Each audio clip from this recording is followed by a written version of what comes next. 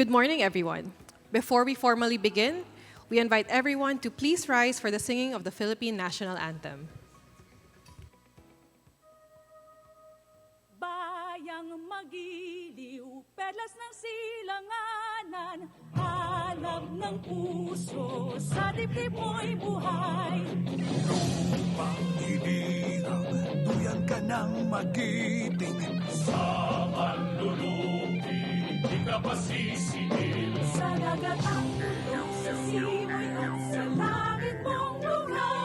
May dilag ang tula at awit sa paglayang minamahal. Ang islap ng watawat mo'y tagumpay na nagdidingding. Ang bituin at araw niya kailan pa may di magdidilim.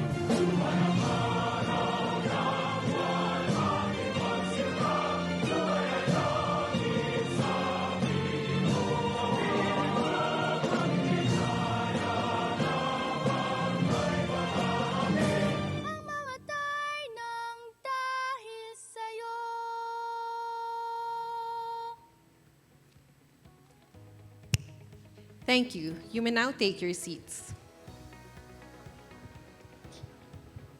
A pleasant morning to all our distinguished guests, to our partners and co-hosts from the Bangko Sentral ng Pilipinas and the Rizal Commercial Banking Corporation, to our colleagues from the national government agencies, to our partners from the academe, private sector, civil society, and the development sector, and to everyone joining us here at the Assembly Hall of the BSP.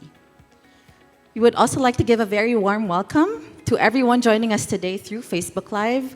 We are delighted to have you with us wherever you may be tuning in from. My name is Jack, and I'm a Senior Research Associate from Innovations for Poverty Action Philippines. And I am Isha, Policy and Project Development Manager from IPA Philippines. Together, Jack and I have the honor of hosting today's forum.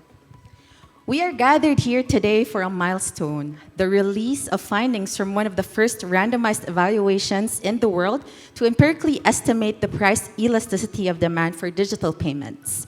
In partnership with RCBC and BSP, IPA conducted a randomized evaluation examining the relationship between the price of off-net payments and how consumers use them. The study draws on data from roughly 15,000 InstaPay users to measure impacts of price changes for instant payments and consumer welfare. In the next few hours, we'll walk through what our researchers found and open the floor for a conversation with people shaping the future of digital payments in the country. We have 4 goals for today. First, to present the study's findings, to facilitate dialogue among payment ecosystem stakeholders, to gather your feedback and insights, and lastly, to identify opportunities for further collaboration in advancing digital financial inclusion. That's right. And with that, may we call on the head of the Payments and Currency Management Sector at the Bangko Sentral ng Pilipinas, Deputy Governor Mamerto E. Tangonan, for the welcome remarks.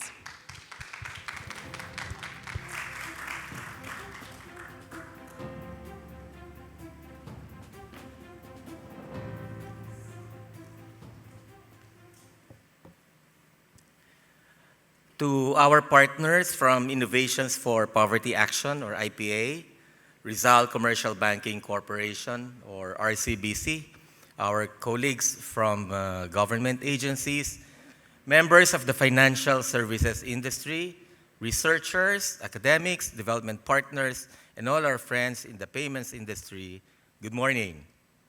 Thank you for joining us today and braving the heavy rains and floods of the past few days. We are gathered to discuss a topic that may appear technical at first glance, but one that has significant implications for ordinary Filipinos, the pricing of digital payments. When we talk about digital payments, we are ultimately talking about people. We are talking about how individuals send money to their families, how small businesses receive payments from customers, how government disburses welfare payments, and how communities participate in an increasing digital economy. More importantly, digital payments are a gateway to financial inclusion. When people actively use transaction accounts, they are more likely to access other financial services such as savings, credit, insurance, and investments. In this way, financial inclusion can help individuals and families build resilience, improve their economic circumstances, and participate more fully in the economy. Account ownership among Filipino adults rose to 58% year on year in the first quarter of 2026, from 48% in 2025, according to the results of the first quarter 2026 Social Weather Station survey. Of this number, there were double e-money account owners, or 43%, compared to bank account owners, which was 21%, suggesting that e-money accounts have become a gateway to the formal financial system. This is why the BSP has long viewed digital payments as a foundational component of an inclusive financial system. As digital payments become part of everyday life, we must continuously ask, what factors influence people's willingness to adopt and continue using these services? One important factor is price. In the BSP Consumer Expectation Survey, 1 in 3 Filipinos consider high fees as a barrier to more frequent use of digital payments. Hence, pricing affects not only adoption, but also sustained engagement. Recognizing the importance of this issue, the BSP has undertaken various initiatives to promote fair and efficient pricing practices in the digital payments ecosystem. More recently, Circular 1238 introduced the BSP's pricing policy framework for digital payment services. The framework advances the principles of fair, transparent, and reasonable pricing while recognizing the need for payment service providers to recover costs, continue innovating, and maintain high-quality services. Through this policy, we have seen a growing number of banks and EMIs reduce or waive their person-to-person transfer fees. But pricing is only one part of building a stronger payments ecosystem. The value of a payment network also grows as more people, businesses, and financial institutions participate in it. As more users join and transact digitally, the network becomes more useful for everyone in it, including payment service providers and their clients. This is where network externalities come into play. Each additional participant can create value for others by making it easier to send, receive, and transact digitally. The more connected the network becomes, the greater the benefits that can be generated across the ecosystem. Interoperability is an important part of making this possible. By allowing users of different financial institutions and payment systems to transact with one another, interoperability expands the reach and usefulness of the network. In the same way, pricing policies can influence participation by making digital payments more accessible and encouraging greater usage. As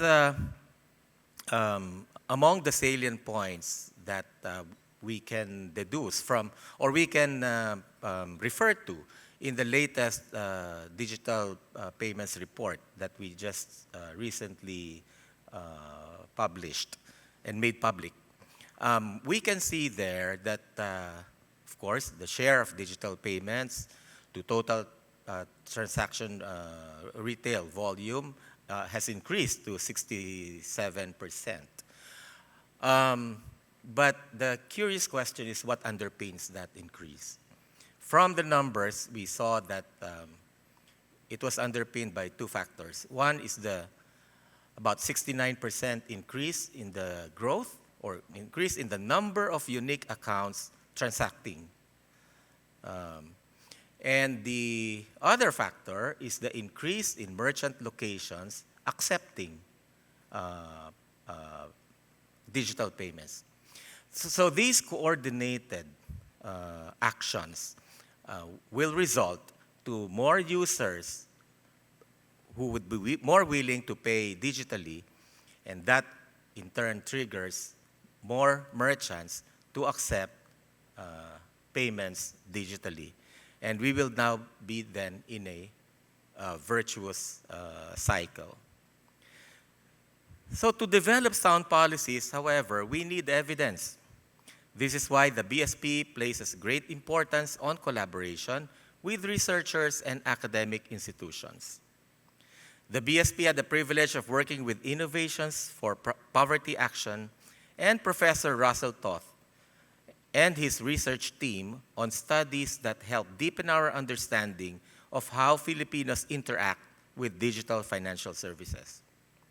The study being presented today is another important contribution to that effort.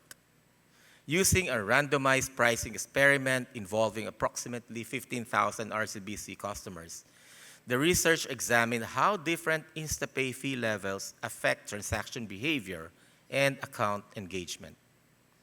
At its core, the study asks a simple but important question. How do consumers respond when the price of a digital payment changes? While our panelists and researchers will discuss the findings in greater detail, the study provides useful evidence that pricing influences user behavior and engagement, particularly among more price-sensitive customers. It also highlights that consumers respond differently to pricing changes, underscoring the importance of understanding consumer needs when designing policies and services. These findings help move the discussion from assumptions to evidence and can inform how we design policies and products that support sustained participation in the digital financial ecosystem. As we look ahead, there remains significant opportunity for further collaboration among regulators, industry participants, researchers, and development partners. There is still much to learn about consumer behavior, the drivers of trust and adoption, and how digital financial services can create lasting value for users. Future research could help us better understand the long-term effects of pricing interventions, consumer protection, underserved segments, and the broader relationship between payments and economic opportunity. As we look ahead, we must also consider the longer-term effects of our policies. Pricing and interoperability can influence participation, competition, innovation, and the overall sustainability of the payments ecosystem. Ultimately, our goal is clear: to build a digital payments ecosystem that is safe, efficient, affordable, inclusive, and trusted by all Filipinos. Let me thank IPA, Professor Toth and his research team, and all our partners for their continued collaboration and support. I also want to, in a special way, thank RCBC for its willingness and its effort to participate in the study. And I hope that today's forum will generate meaningful discussions, valuable insights, and new ideas that will help us advance that shared objective. Thank you and good morning.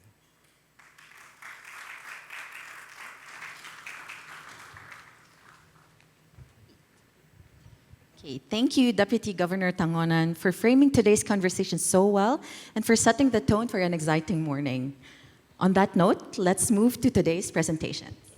Now, to share more on the industry's perspective on interoperability, pricing, and financial inclusion, we're pleased to introduce our first presenter.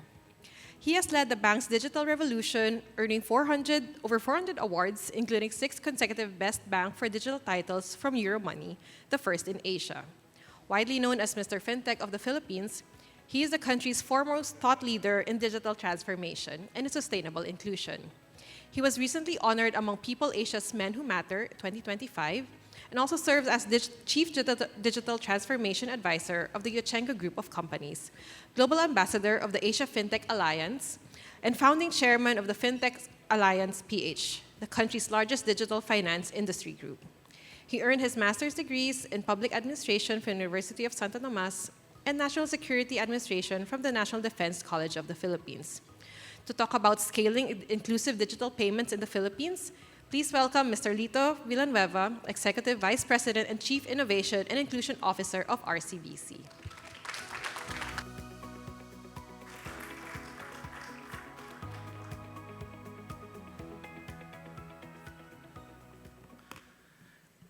Good morning at maulan na umaga sa inyong lahat.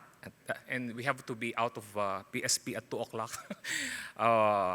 So again, maraming salamat po sa inyong pagdalo ngayong araw, especially to our partners, to our friends, especially from the BSP, from IPA, from the Ateneo, Gokongwei School of Business, from the World Bank Group, and of course, from the Better Than Cash Alliance. Good morning. Of course, to my colleagues from RCBC, good morning to everyone. So, more than a decade ago, we were asking a fundamental question. How do we bring more Filipinos into the formal financial system through electronic payments? In 2015, I spoke at the Microfinance Council of the Philippines annual conference about using electronic payments to drive inclusive growth. Back then, digital was not yet as ubiquitous as it is today. We talked about mobile financial services, or MFS, e-money, and electronic payments. Practically, I'm seeing a number of our colleagues during those days with Chemonics, with of course, the late DJ Nesting Espinilla, who eventually became governor.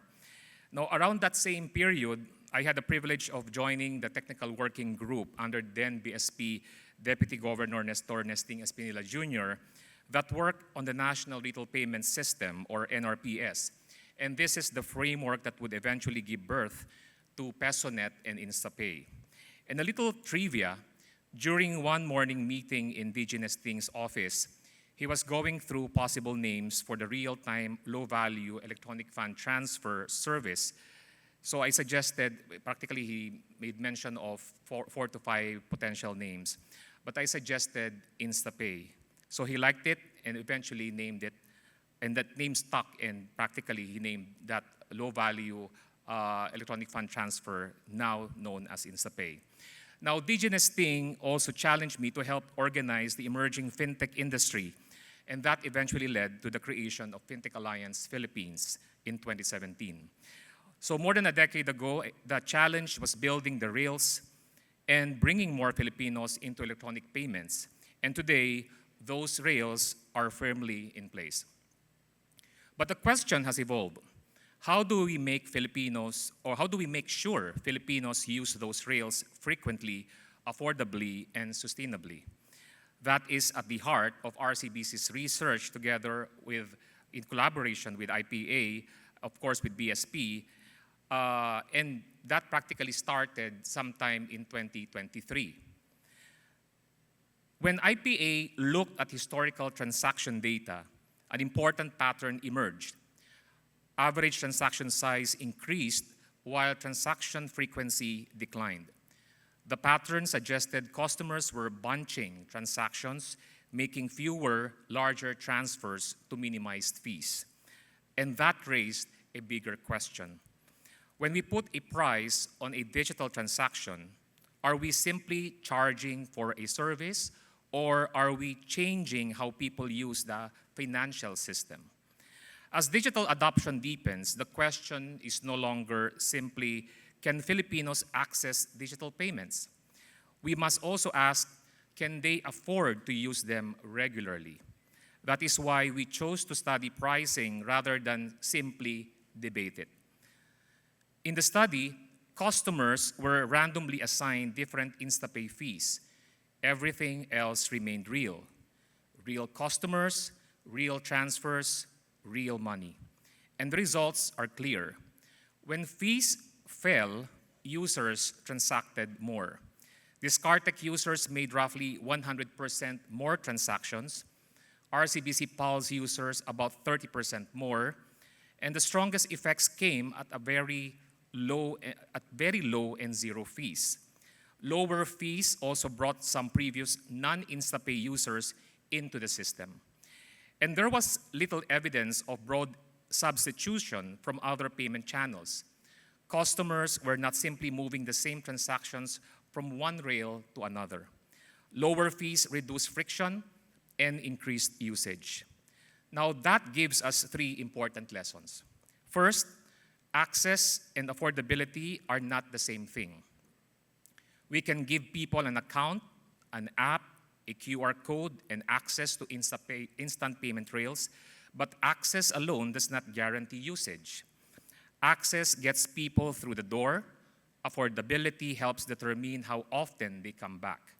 The study also found indications that lower fees strengthened retention among RCBC Discartec users.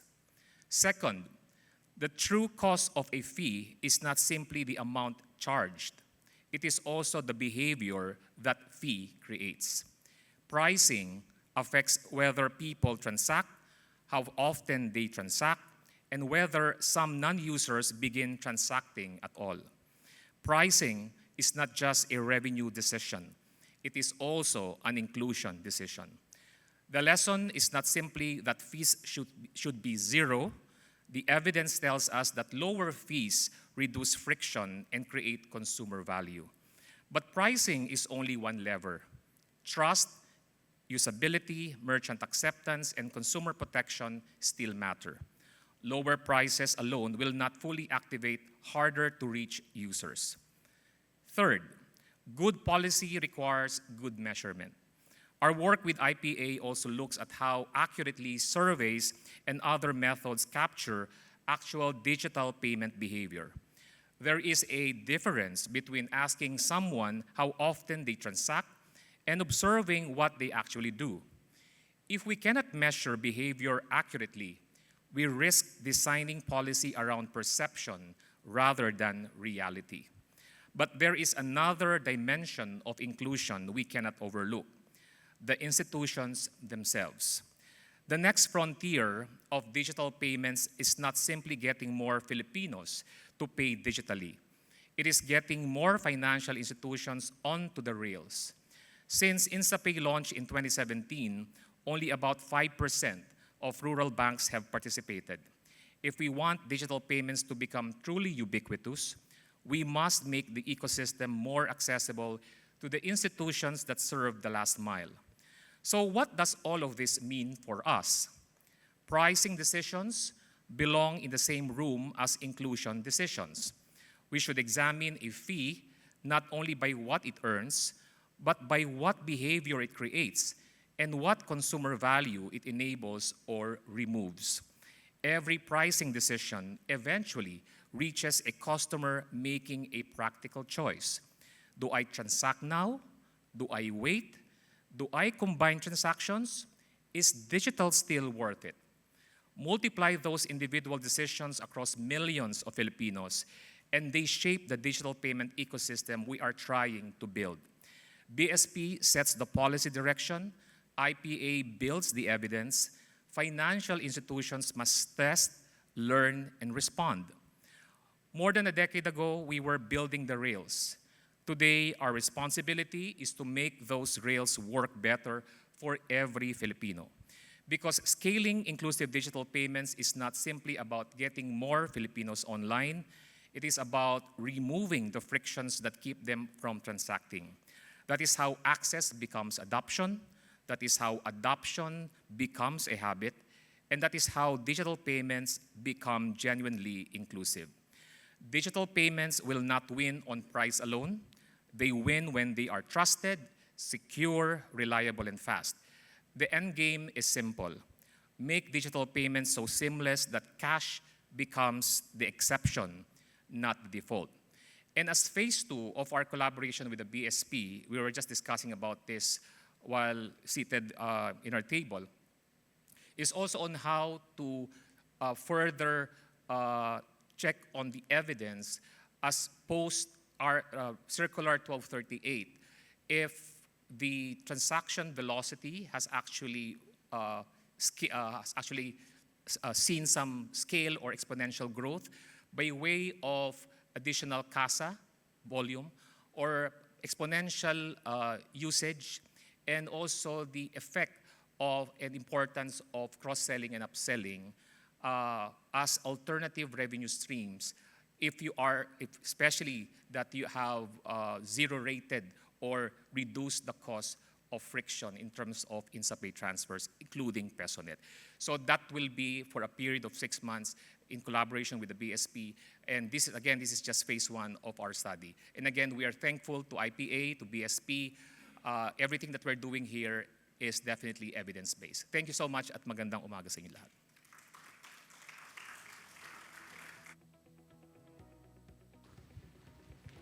Thank you very much, Sir Lito, for that very insightful presentation, also for giving a brief background about digital payment system in the Philippines and also highlighting the importance of research and evidence to inform policies. And so we're very much interested for the next phase of where we're headed after this study. So yeah, before we... Yes. Now, before we dive into the results, let's take a step back and hear how this study came to be and learn more about IPA's financial inclusion program.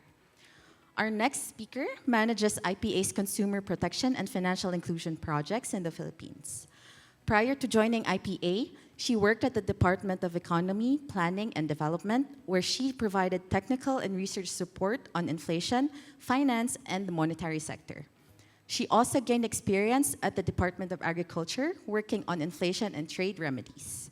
She holds a master's degree in economics from the Ateneo de Manila University and is currently pursuing a PhD in economics at the same university. To discuss the introduction to the research collaboration, ladies and gentlemen, Ms. Pauline Dangaran, Associate Research Manager from IPA Philippines.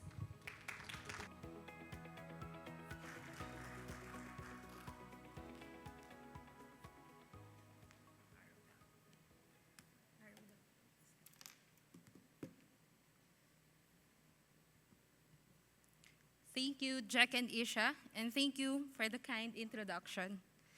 It's a pleasure to be here with all of you today. As mentioned, I'm Pauline from IPA, and I'm very pleased to share a little bit about our financial inclusion program, and in particular, how our collaboration with RCBC and in support of our BSP has brought us to today's research. So let me start by giving you a quick overview of the broader work we are doing. IPA, or the Innovations for Poverty Action, is an international nonprofit organization founded in 2002. Our mission is to discover and advance what works to improve the lives of people living in poverty. And we do this through our 3 streams of work. First, we create stronger evidence to understand which programs and policies work. Second, we share the evidence strategically with the people who can use it to inform policies and programs. And third, we work with partners to strengthen their ability to use data and evidence in their own decision-making. So our role is not simply to conduct research and publish results. We work with partners throughout the process to make evidence relevant and useful.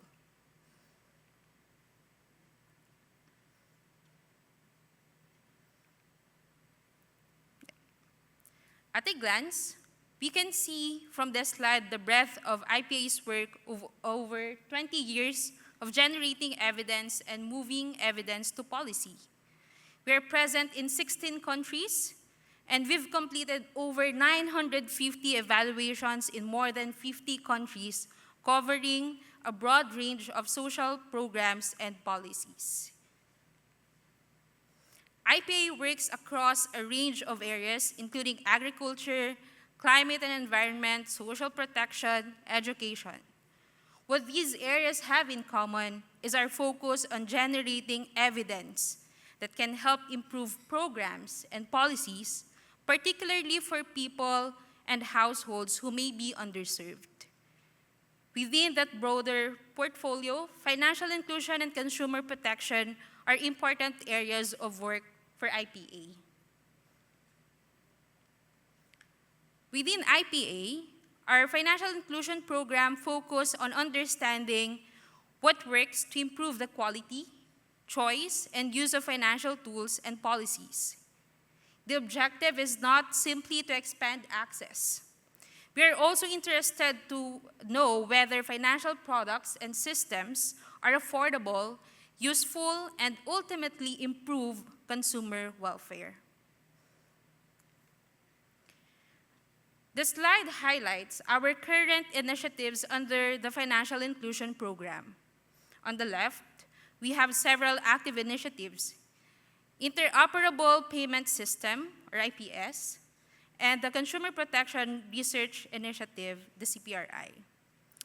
On the right are the cross-cutting topics that are relevant across these initiatives, including financial health, women's economic empowerment, digital payments, and climate resilience.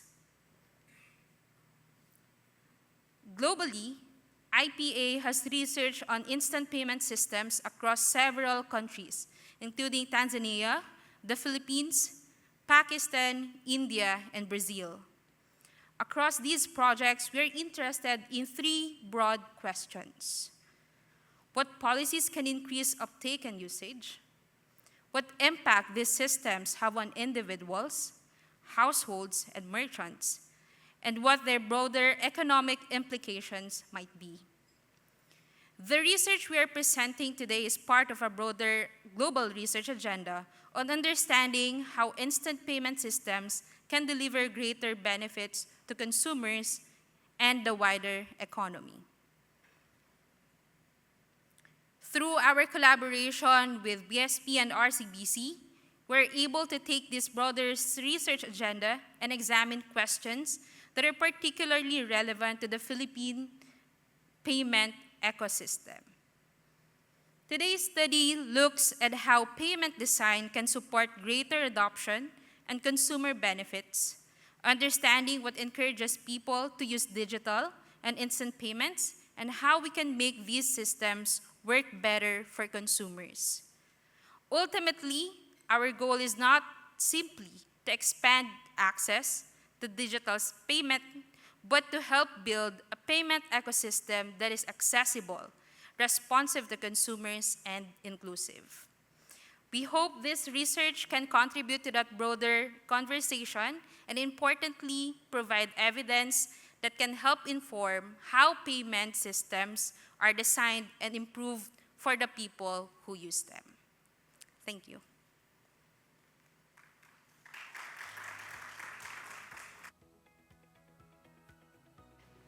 Thank you, Pao, for that overview.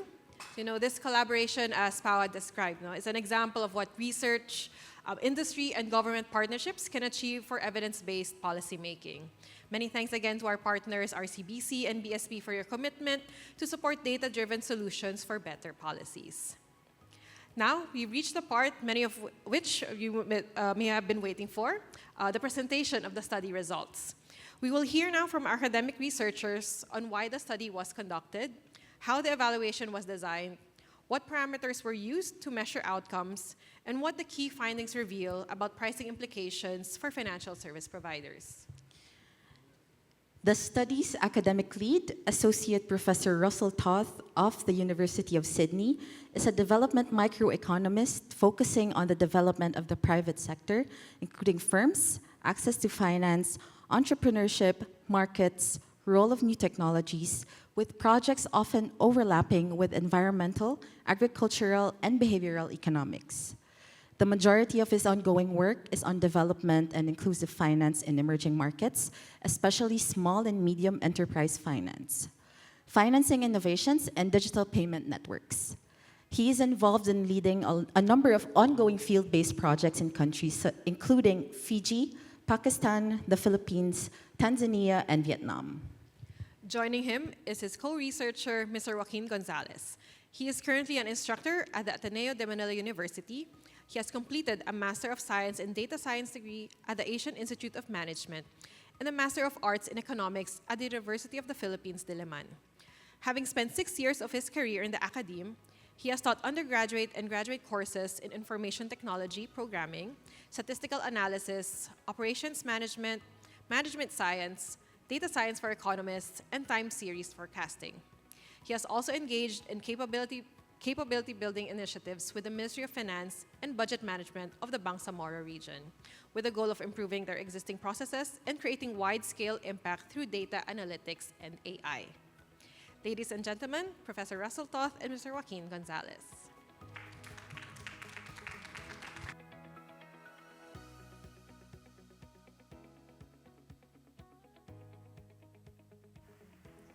Sir Arno down. Okay, thank you.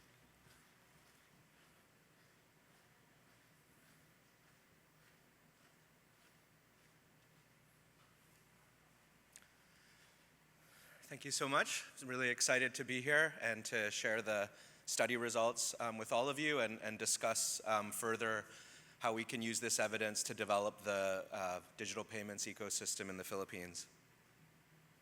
So this is our study team. So when we do an academic study, usually we have one or more academics there in the top row. Phil is one of our other colleagues, and Tiffany will be joining soon online from Singapore to help present some of the results in the second part. We also have our IPA team that was really critical for executing the study. Jack has been here for most of the study period, working through some of the challenges to pull off something like this. And Hussam has been leading the interoperable payments project that Pao talked about. So I want to thank the IPA for bringing me in to work on this interoperable payment systems project here in the Philippines and in other markets like Pakistan and Tanzania. And of course, the IPA Philippines office for supporting us to implement this study. We started the conversation around this back in 2022. So Bernadette Ramos, who's here, introduced us to Lito, and we pitched this possibility of working together on this study.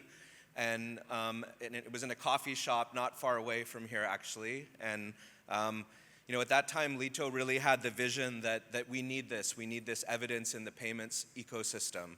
Even though there was a challenging road ahead to implement the project, I really thank him and acknowledge that vision he had to do this together. And I want to thank the broader RCBC team, Pam, who's here, then their data science team, of course, Lito's team, IT teams, and others. It's really, as you'll see, an ambitious project, and it's kind of a new working model for RCBC to work with outside researchers to enable access to granular data. And so there was a lot of, a massive in-kind investment from RCBC in terms of staff time and in terms of providing some of the financing, the fee discounts that we used in our study. So we really thank Lito and the whole RCBC team for their support on that. And finally, we want to thank our colleagues at the BSP and the payments unit, DG Mert, AG Dennis, Attorney Bridget, and many other colleagues who've also worked with us and supported us in this study, heard many presentations over the years and progress updates, and we thank you for your support and encouragement, and we're glad to partner on bringing forward this discussion. Okay, so I'll give a brief background and motivation of the study, and then I'll turn it over to Joaquin to present the study design, and then I'll come back and present some of the initial results. So instant payment systems like InstaPay have been growing globally. The World Bank has a project, the FAST project, that documents this on their website. So if you're interested in a whole global roster of instant payment systems, you can see the jurisdictions that have already rolled out instant payment systems. There's 100 plus globally, and it covers the majority of the world population. So this is a massively growing kind of type of digital public infrastructure. And this is out of order. I'll talk about evidence in a second, but there's still a huge need for evidence about this. So the question that we're looking at is the question of fees, and there's really a trade-off here. So how should you price instant payment systems? This is a key policy question for regulators, but also for the private sector, because there's this trade-off. As DG Mert said, payments are a network good. So in the early days, low fees can stimulate adoption and drive usage by consumers and merchants. So you might want to have low fees to build more and more usage of the system. On the other hand, fees may be important for the sustainability of the payment switch, and depending on how the private sector counts revenues from different sources of business, it may be important that payments drive revenues so that financial institutions are motivated to maintain and expand access to use cases. So there's a real trade-off. Should we have high fees or low fees? And we're trying to provide evidence in that space. Globally, we don't really have a lot of evidence on this. There's really, we can talk about a handful of studies. So there is some work that argues that theoretically, lower fees, of course, can raise adoption, but going to straight zero fees may raise sustainability issues that can threaten the broader ecosystem.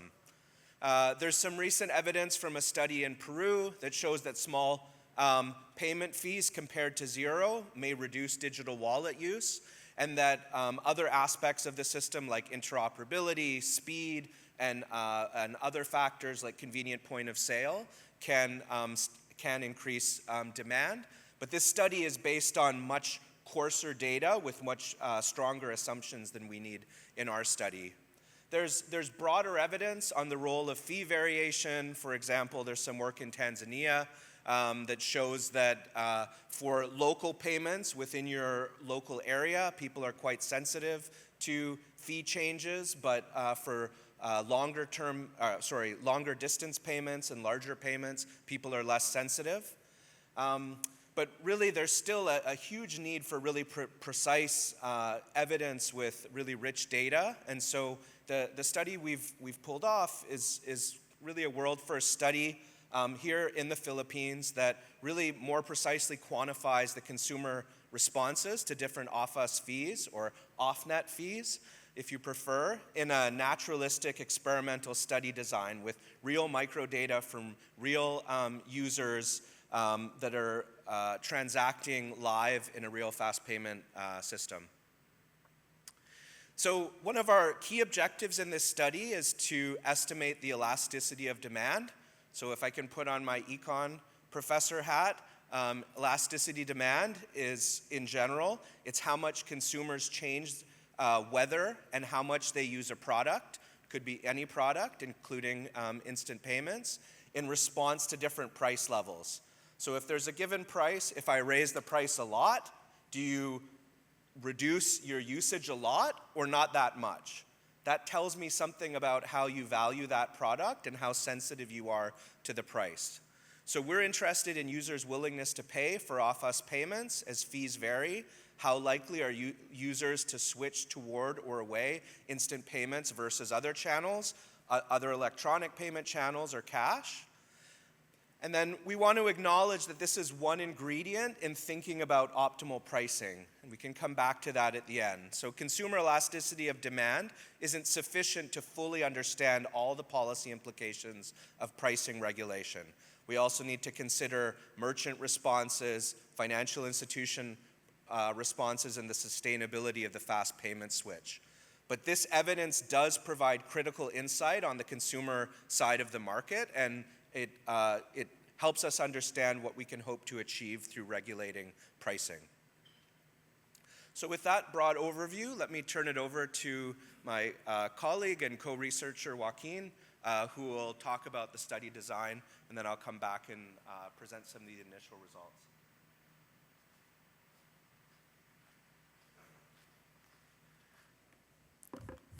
Thank you, Russell.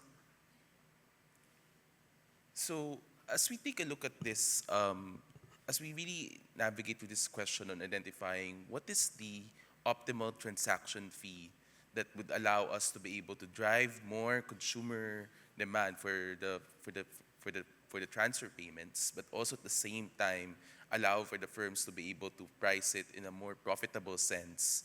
What we did to be able to answer this research question was to partner with a leading commercial bank in the Philippines that offers access to InstaPay to users of two different online banking apps. So that's actually what's great with this setup, no? Because we had an opportunity to work with a demographic that has a financial, that is closer to the financial inclusion frontier. And at the same time, they also have an offering on a mobile app that has the more typical banking customers. At the same time, what makes this study really unique is that we conducted a world-class naturalistic field experiment, a randomized control trial that allows us to estimate the elasticity of demand for instant payments by offering lower fees to different subgroups of users of both online banking apps. From this data that we were able to get, so we were able to run the experiment for these two apps in the span of 3 to 4 months, we were able to infer, using econometric methods, the impacts of price changes, elasticity of demand, and the implications for financial inclusion pricing. And later on, in the second part of this presentation, Tiffany will be sharing the welfare impacts of access to a faster payment switch. So the main objectives of this study, and we will be discussing the first 3 boxes in the first part, would be to identify how really the demand for off-net payments, so how does transaction size, transaction counts overall is influenced when prices are actually changed. We would also like to quantify differences in the results. No? We would like to see not just from a macro level scale, but also see whether there are larger differences based on key characteristics of respondents, such as the age or their knowledge on digital financial inclusion service, or perhaps their socioeconomic status, their education background, etc. And then from there, we also wanted to quantify perhaps there may be spillovers on other financial behaviors, or let's say, for example, lowering down the price of InstaPay may have triggered more active usage of other of the mobile apps, other products, such as the look of other payment channels. And then later on, we will also take a look at following the demand patterns, the demand curve that we were able to estimate through the insights that we were able to see in the first part of the study. In the second part, we are able to derive and identify what is the optimal price, taking into consideration an assumed cost, right, that maximizes the financial services profits by doing some economics on evaluating and calculating the marginal cost of actually pricing InstaPay. Okay, and then from there, we would also want to overall estimate the aggregate consumer benefit from access to an off-net payment switch. So in this case, we also want to estimate the overall welfare effects that the InstaPay product could actually give to the overall Philippine economy. So as an overview, really, I just really wanted to emphasize the importance of a randomized control trial, because this study possibly could have been implemented using a before-after implementation. But the limitations of that really is that it would be very hard to draw causality, because it may be possible that there could be other factors that could have confounded or potentially affected the impact, right, that we are looking for. The randomized controlled experiment is really considered as the gold standard. In fact, this is the practice that is implemented in the sciences, the field of medicine, and also in economics. With randomization, we are guaranteeing that when we assign the intervention to the different participants and groups, we are actually classifying the different groups who would receive the different interventions in such a way that they are controlled. No? So they are having the same characteristics, right? And other differences across the groups are actually controlled. So we want to actually ensure that the different groups that are participating in the study, they may be receiving different treatments, right? The only main difference amongst them are the treatments or the price changes that they will be receiving, but everything else remains constant. Their knowledge on financial systems, their social status, right? So that's actually the benefit really of doing a randomization experiment. And there, so the groups were also observed at the same point in time, right? So it's possible as well that when you implement a before-after study, there are time-varying effects, right? There may be possibilities where, okay, you implemented a time-based study where where there's a promotion, but once the promotion was done, then the offtake of like transaction prices was already went down. No? But the critical thing here really is that across the multiple groups that are facing the experiment, they're facing the same macroeconomic conditions, they're facing the same situation, which essentially allows us to be able to ensure that the impacts that we're capturing is fully associated and is only drivenly influenced by the price changes that we have run in the experiment. So this is the study design that we implemented. So we assigned consented users. So we were able to identify eligible users from each app. And then we put up a peer control, right, who will be facing the default fee. And then, so that's a separate set from those who consented to participate.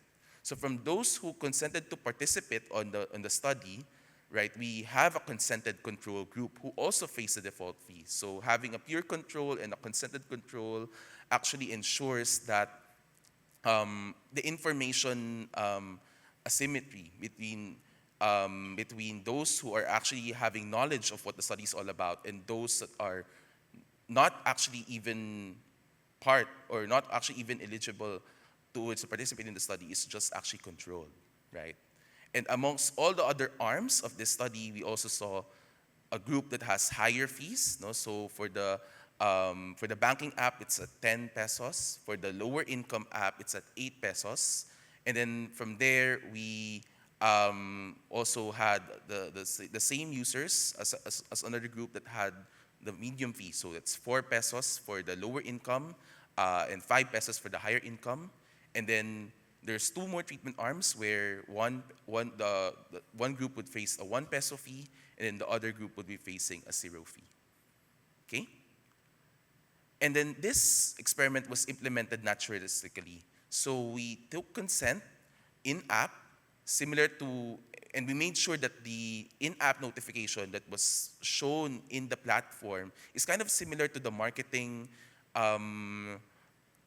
notifications that the app would actually show to ensure that there is something new that the users would actually be able to see. And it's just really part of their usual day-to-day experience when navigating towards the app. It's part of really this ensuring that the RCT design actually ensuring that the effects that we are seeing are actually drawn out of natural causes. So the respondents are again notified, again in-app, 2 days before the price changes are to occur, including reminding the consented control about the default fee that they would notice to control for information nudge effects. And then when the user would transact, they would actually be able to see as well the price change, right?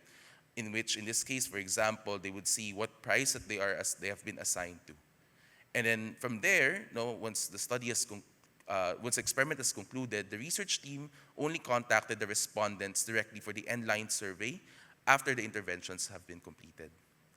So to discuss the results, I'll hand it over again to Russell.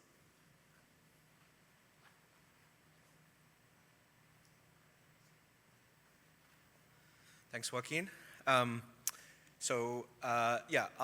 talk about some of the initial results now, and then we'll have an opportunity for a short Q&A if there's any clarifying questions on this part of the presentation.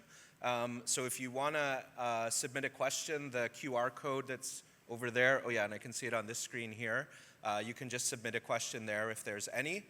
Then we'll have a short coffee break, and then we'll come back to the second part where we'll talk about the implications for financial institutions and the estimate of the aggregate welfare benefit of InstaPay. Okay, so let me give you a simple overview just to fix ideas, and then I'll show you a bit more granular detail on the results. So we're going to talk about two different apps. We'll call the users of one of the apps, which targets more low-income users, the Frontier users. And the other app is a kind of standard commercial banking app, and we'll call those users banking users. So this is kind of broadly, the first question, do users transact more than fees when fees fall? Yes, we find that. As Sir Lito also mentioned, the In going from 8 pesos to 0, the Frontier users about double their transaction activity, and the banking users transact about 30% more. And that's kind of standard economics. Sometimes my wife says that my job as an economist is just to show that obvious things are true. So it's obvious when prices go down, you'll probably transact more. But as you'll see later, the magnitude of the effect is really important. So is it a doubling, a tripling, a 50%? That really matters for how we think about willingness to pay and the welfare benefit.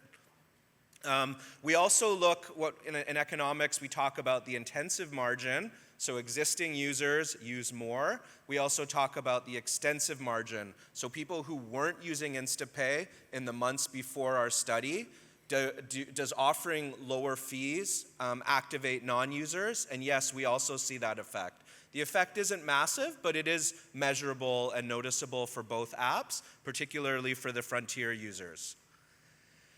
Who responds is their heterogeneity in who responds, and surprisingly, there isn't that much variation. We can look across different demographic characteristics by age. We can look by gender. We can look at by geographic region. Urban areas like Manila versus rural areas.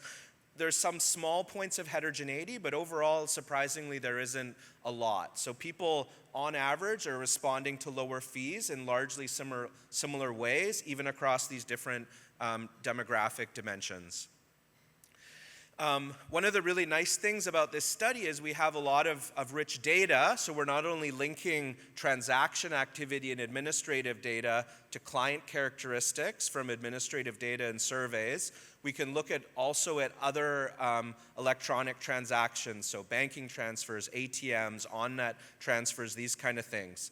So you might think, okay, great, we charge lower fees on InstaPay.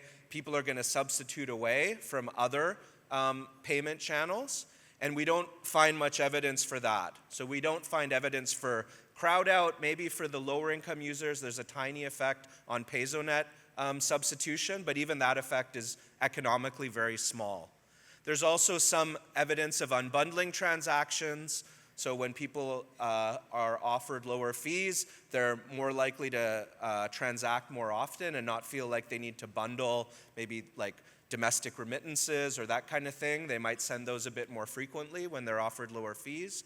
But overall, this seems to be more additive in the electronic payment space.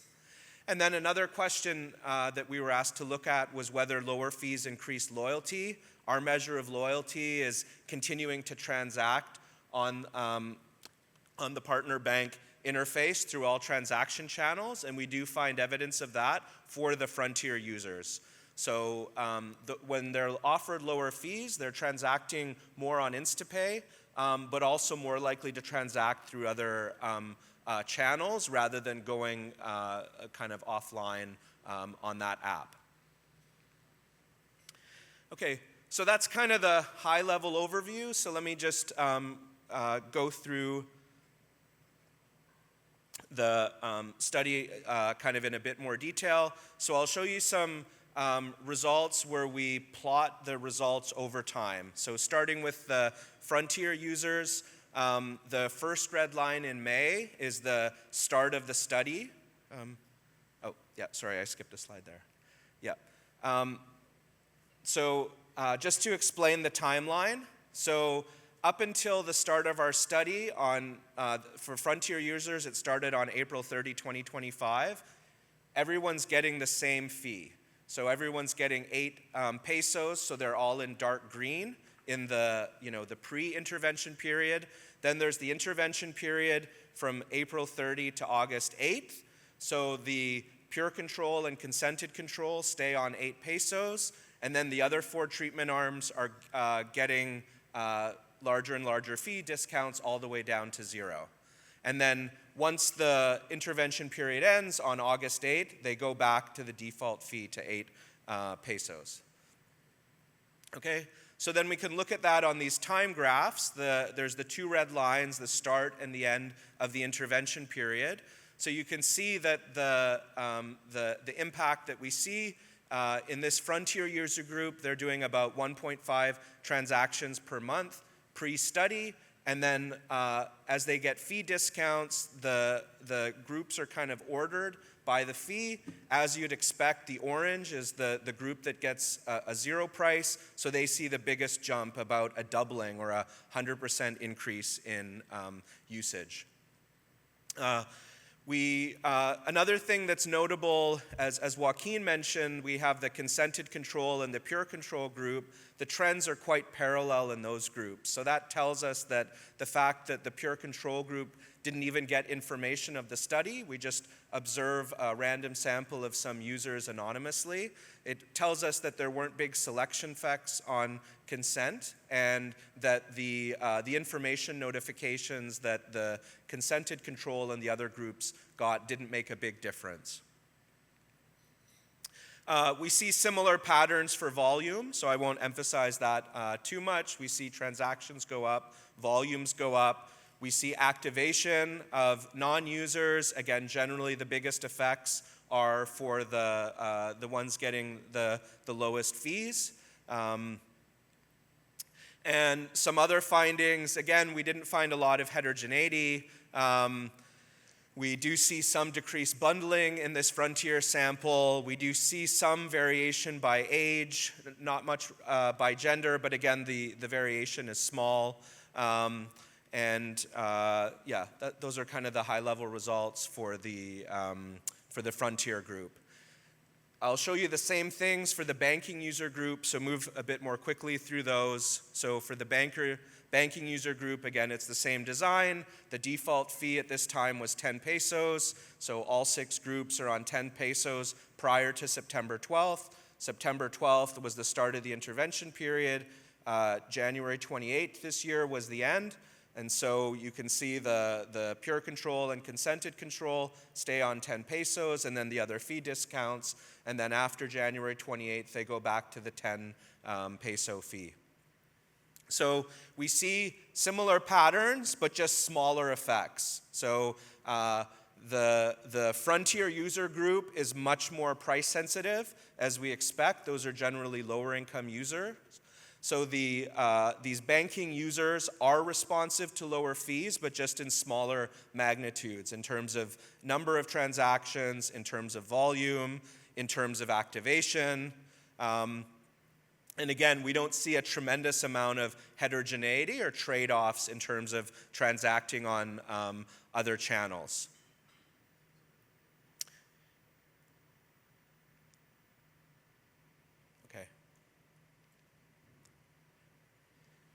So that's the first set of results. So I'm glad to take any questions on that first set of results, if there's any clarifying questions.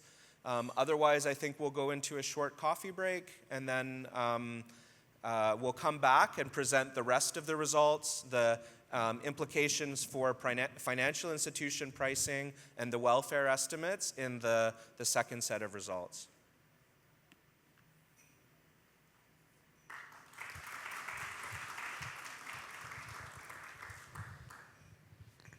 So there was one question about the dynamics, particularly noticing some of the time variation. So someone noticed that payments go down in April. I don't know the exact reason. Maybe there's an Easter or post-Easter effect. But I think the broader point is the great thing about having a randomized control trial, as Joaquin said, rather than just a before-after study, is that we're controlling for all those time dynamic factors. Macro conditions, promos that different financial institutions are running, our partner institution or competitors.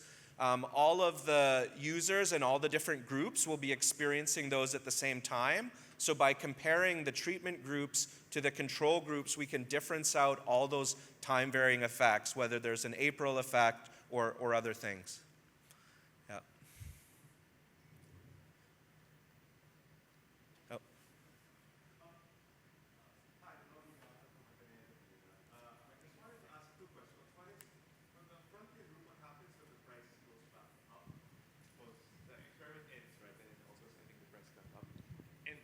And secondly, did you actually look at also cash withdrawals? Like, do people actually substitute away from cash and stop, getting cash from their bank accounts, as opposed to, just using more of the apps? Yeah, so for the post-intervention effect, we only have data on the banking users, and there seems to be a gradual move back towards towards kind of the default activity, but again, the effect was smaller there. And in terms of cash activity, the effects we see seem to be more additive. So this seems to be, more activity rather than a massive substitution away from cash. Yeah.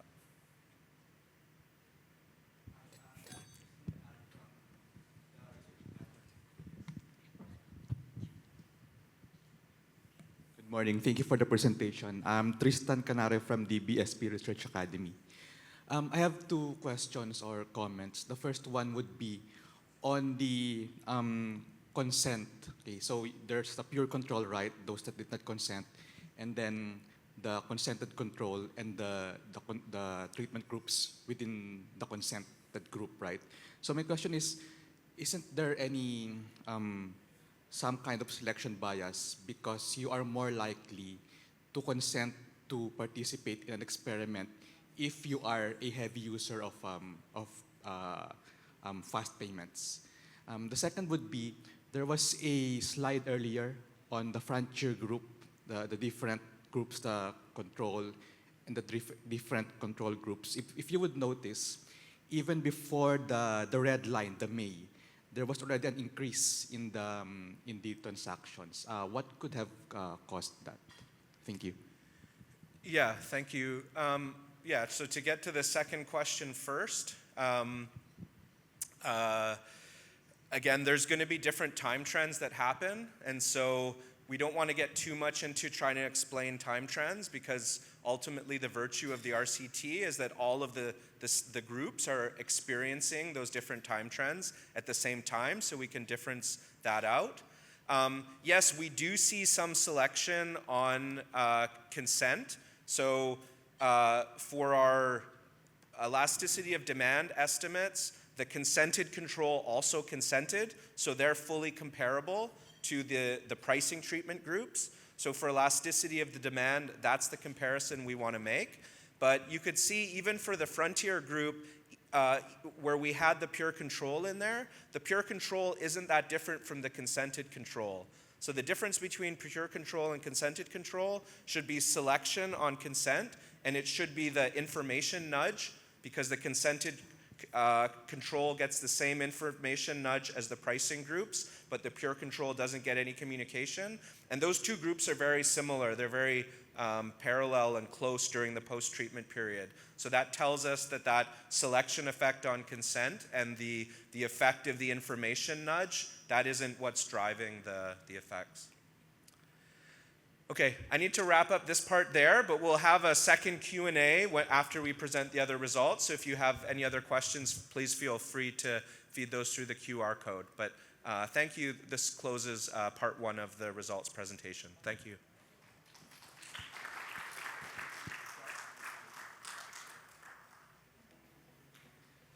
Thank you, Russell and Joaquin, for that very insightful and exciting presentation. You know what, Isha, working with such brilliant minds was truly a memorable journey. I still remember generating the initial demand curve for this study, and our first thought when we saw the downward sloping demand curve was economics works. Right. Data cannot lie with that. Yes. Yeah. And as mentioned on that note, it's time for a short break. Please help yourselves to coffee, and we'll resume in 10 minutes. Thank you.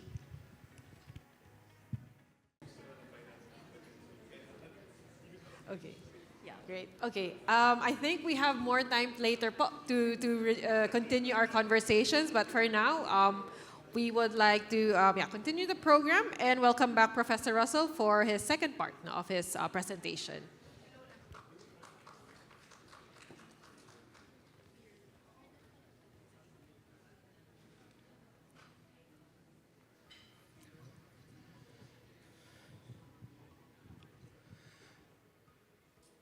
Okay, thank you. And yeah, now we'll talk about implications for financial institution pricing strategy, and then Tiffany will come on to do the aggregate welfare estimates. So again, if there's any other questions, hopefully the QR code will go back if you want to feed questions through there. So, so again, as I said, it's important for the study not just to see that consumers use payments more in terms of number and volume of transactions. It's also important to understand the magnitude. So for the rest of the presentation, that'll be really important for thinking about how financial institutions might think about these responses, and then thinking about what we learn from user responses in terms of inferring aggregate welfare. So the estimated elasticities of demand reveal to us what real users are willing to pay for access to InstaPay in a live payment environment. Users have shown us through their real responses in a naturalistic setup that while lower fees lead to an increase in activity as expected, the effect is large but not excessive. I mean, you might have expected fees to triple, quadruple, 10x, or whatever. We don't see that. We see that they double for lower income frontier users, and they increase about 30% for the banking users. So it does show us that the users like InstaPay, and they are willing to pay some fees to be able to use the system. They find it convenient, fast, useful, safe, whatever, relative to the alternatives.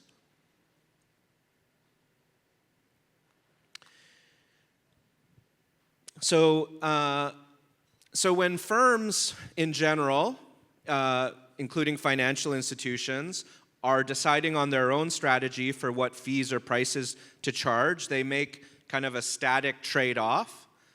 So between more units sold, lower prices probably lead to more units sold. But as you lower your price, you're reducing the revenue per unit. So that leads to a trade-off, right? We can sell a lot of units with low fees, but then the revenue per unit will go down. And how much those go down is basically informed by the elasticity of demand of the consumers. So this is kind of standard Econ 101. We can think of the static profit, a static profit maximization model of a firm. We can infer the static profit maximizing fees based on our experimental estimates. So for the frontier users, we can just plug the elasticities into a standard model and think about if a profit maximizing firm is responding to those user responses, what is the fee that would maximize their revenue in a static sense, like today? Okay? So the estimate that we get, again, this is a profit estimate, so it depends what you assume the cost per transaction is. But say we assume the cost of a transaction all told is 5 pesos, then the estimate that we get of the profit maximizing fee is about 10 pesos for the frontier users. For the banking users, we can do the same calculation, and we get an estimated profit maximizing fee of 37 pesos. So the banking users, generally higher income, generally they're going to be willing to pay more. So this, we can see users are moderately sensitive to the InstaPay fee, especially the frontier users. Okay? So we get these static profit maximizing fees of 10 and 37 pesos. But you might think, well, that's not realistic. There's other things that come in, and I agree, okay? So we might also want to think about externalities to other payments channels. We didn't find a huge amount there. The potential for externalities to other products. So if I'm lowering the fee, and users are more active, they might be also buying more credit, insurance, savings, investment, other products. So that might be a positive spillover from lower fees that we're ignoring in our static analysis. There might also be dynamic considerations. What fees are your competitors charging? Okay?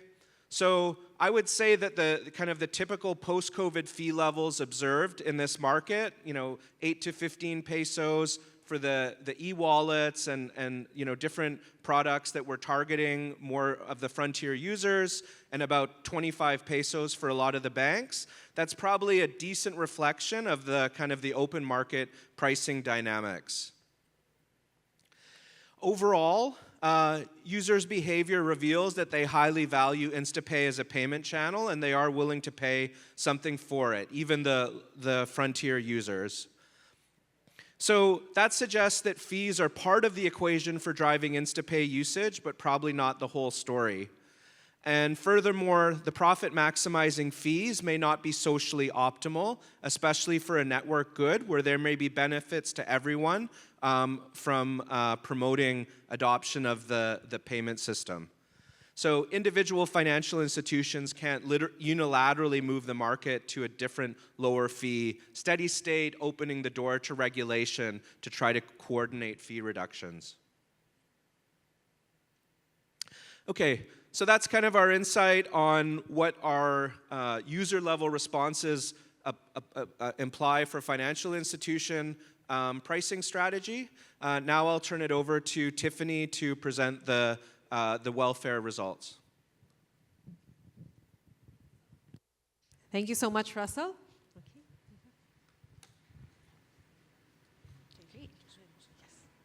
Up next, we turn to the consumer side of the story and hear more about the welfare estimation approach, as well as the size and meaning of the benefits the study identified. Professor Tiffany is part of the Department of Economics at the National University of Singapore, where her research focuses on industrial organization and digital economy with an emphasis on market structure, pricing, and fintech. She earned her PhD in economics from the University of California, Berkeley, and Professor Tiffany will be joining us all the way from Singapore via Zoom. Oh, there. Hi, Tiffany. Yeah, thank you for the introduction. So I will now present the final part of our study result, focusing on a consumer welfare benefit of InstaPay. So earlier result shows that consumer response to change of InstaPay fee and lower fee generally increase the usage. But we can now use this experimental estimated response to answer a broader questions, which is how much value do Filipino consumer receive from accessing to InstaPay. Okay, so the focus of the result here is not simply the value or transaction processed through InstaPay. Instead, we are trying to estimate the value that consumer receive from having access to payment system that allow them to transfer across financial service providers and banks. And in economic term, we call this a consumer welfare or consumer surplus. And so basically, we are trying to quantify the benefit consumer receive from using InstaPay and beyond the transaction fee they pay. Okay, so to estimate consumer welfare, we begin with a demand system identified through the randomized fee experiment. And we actually try two different models. The first one will be single product model, which we only need to use our administrative data, where the main choice is to whether to use InstaPay or not, which we can identify this from the administrative data. And we also extend this to a multi-product model. Basically, in this model, consumer consider other transaction channels, including how consumer may substitute between InstaPay, other transfer, cash, card, or other payment method.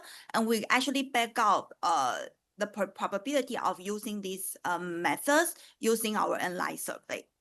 So based on the two models, we then simulate how consumer welfare change under several scenarios, especially the first one.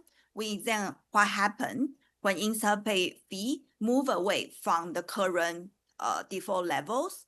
So this will tell us how consumer welfare will be effective when fees are reduced or increased. And second, we simulate what happened if InstaPay were removed altogether. Conceptually, we do this by making the fee infinitely high so that InstaPay is no longer a realistic option for consumer. And the welfare loss in this scenario give us the estimate of the overall value of accessing to InstaPay. Or we can say this is the consumer welfare derived from InstaPay. So the figure here shows the estimated change in consumer welfare at different InstaPay fee levels within our study sample. And these results are measured relative to the default fee in the two apps.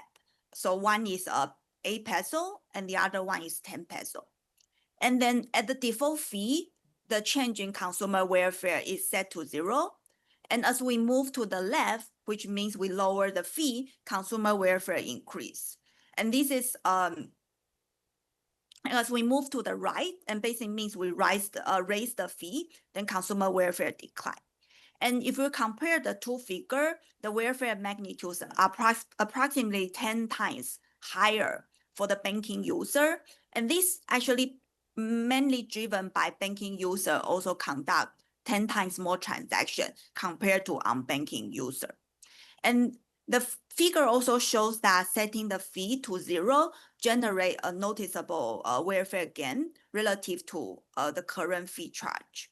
And the central question is therefore a lower InstaPay fee improve consumer welfare, and then higher fee reduce it. Although it's a bit straightforward, but this framework actually allow us to quantify that what will be the aggregate value of InstaPay for Filipino consumers.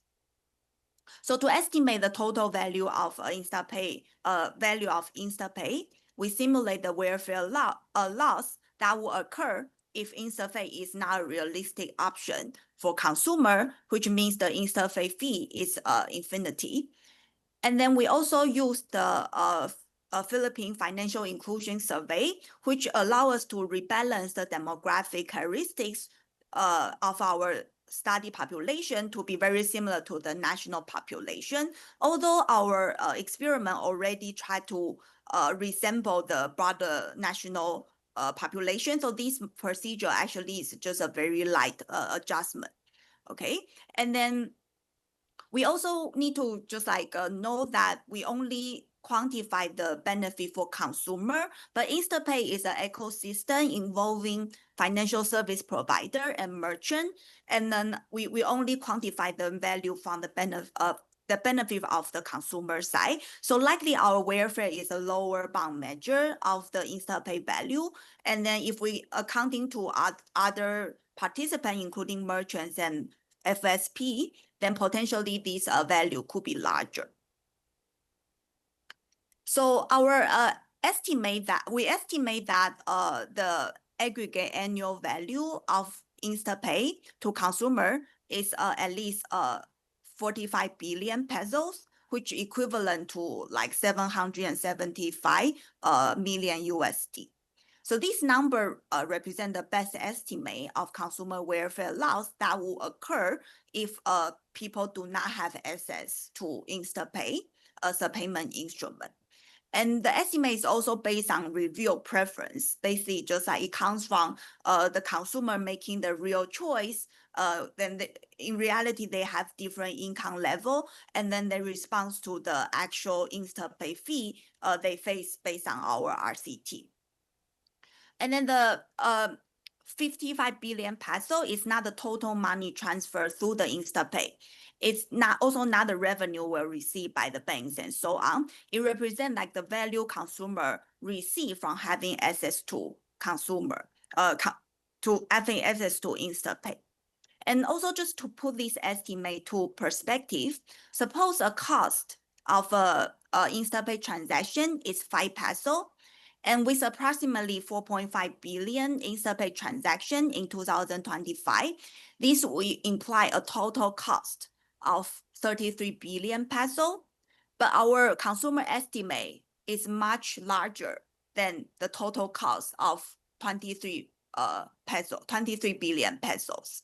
So basically, just like this indicate that InstaPay generate a large consumer surplus, and also provide a significant value as a part of the digital infrastructure. So the key message will be that the value of InstaPay is much larger than the fee attached to its single transaction. So again, our estimate it's about like 45 billion pesos in total in the annual consumer welfare value.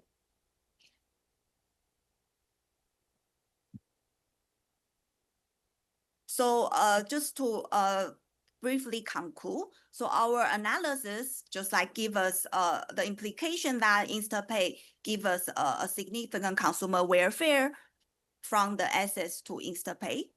And this result does have an implication for pricing regulation, right? Because in the free market, current fee structure is maybe close to balancing demands and supply, but then surprising the fee might cause a reduction in producer surplus, and it may not necessarily compensate by consumer gain.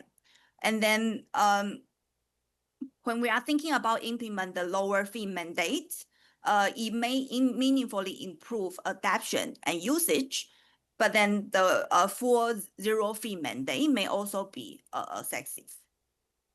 So that's all from my part. Thank you for your attention.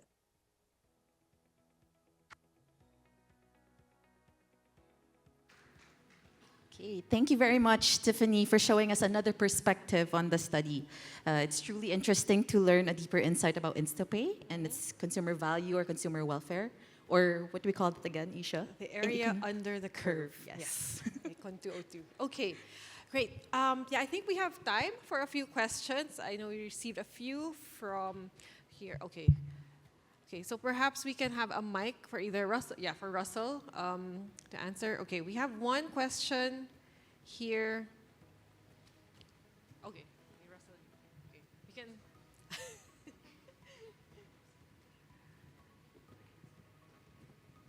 Okay, can we?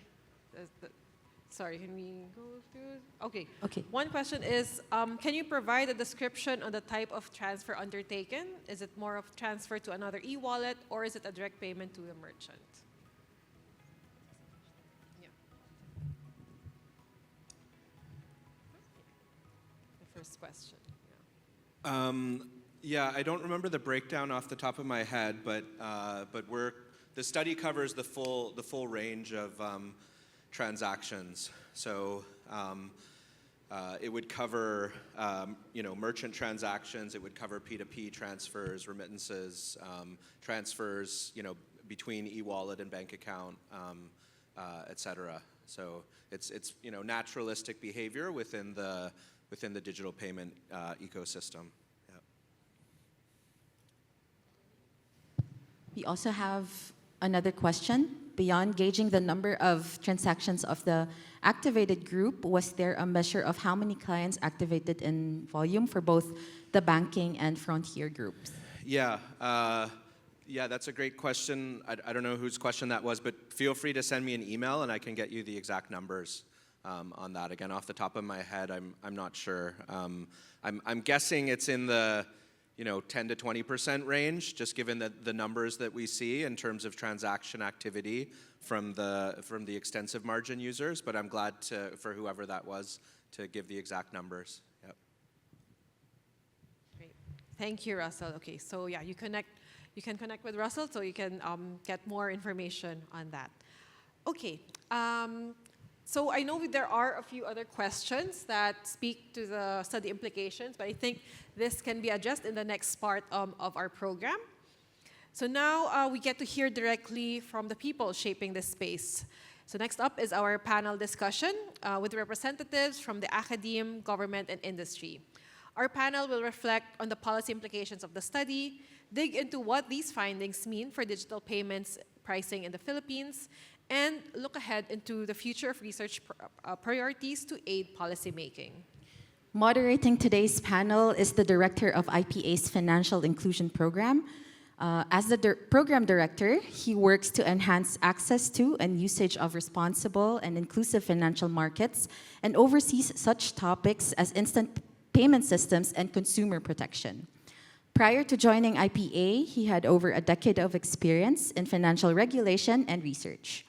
He co-founded the Behavioral Economics and Data Science Unit at the UK Financial Conduct Authority and helped the Dutch Authority for Financial Markets develop a research strategy. He's a visiting senior fellow at the London School of Economics, an MIT Solve champion, and a member of the RFF Advisory Council. He holds a Bachelor of Science in Economics and a Master of Science in Development Economics, both from Manchester University. Ladies and gentlemen, Mr. Paul Adams.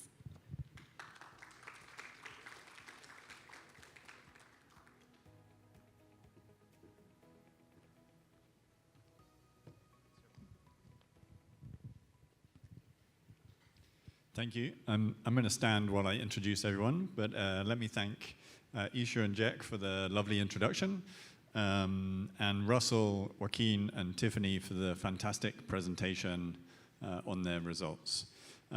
Of course, I'd also like to thank the BSP for hosting this event, for RCBC for being such a great partner in the research, and honestly, for having the chance to come and visit.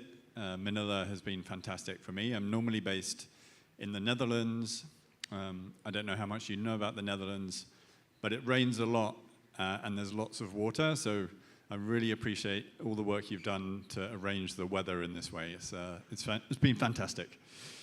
But seriously, I think it's been great to see the history of instant payments in the Philippines, and I loved Solito's presentation and going back to 2015.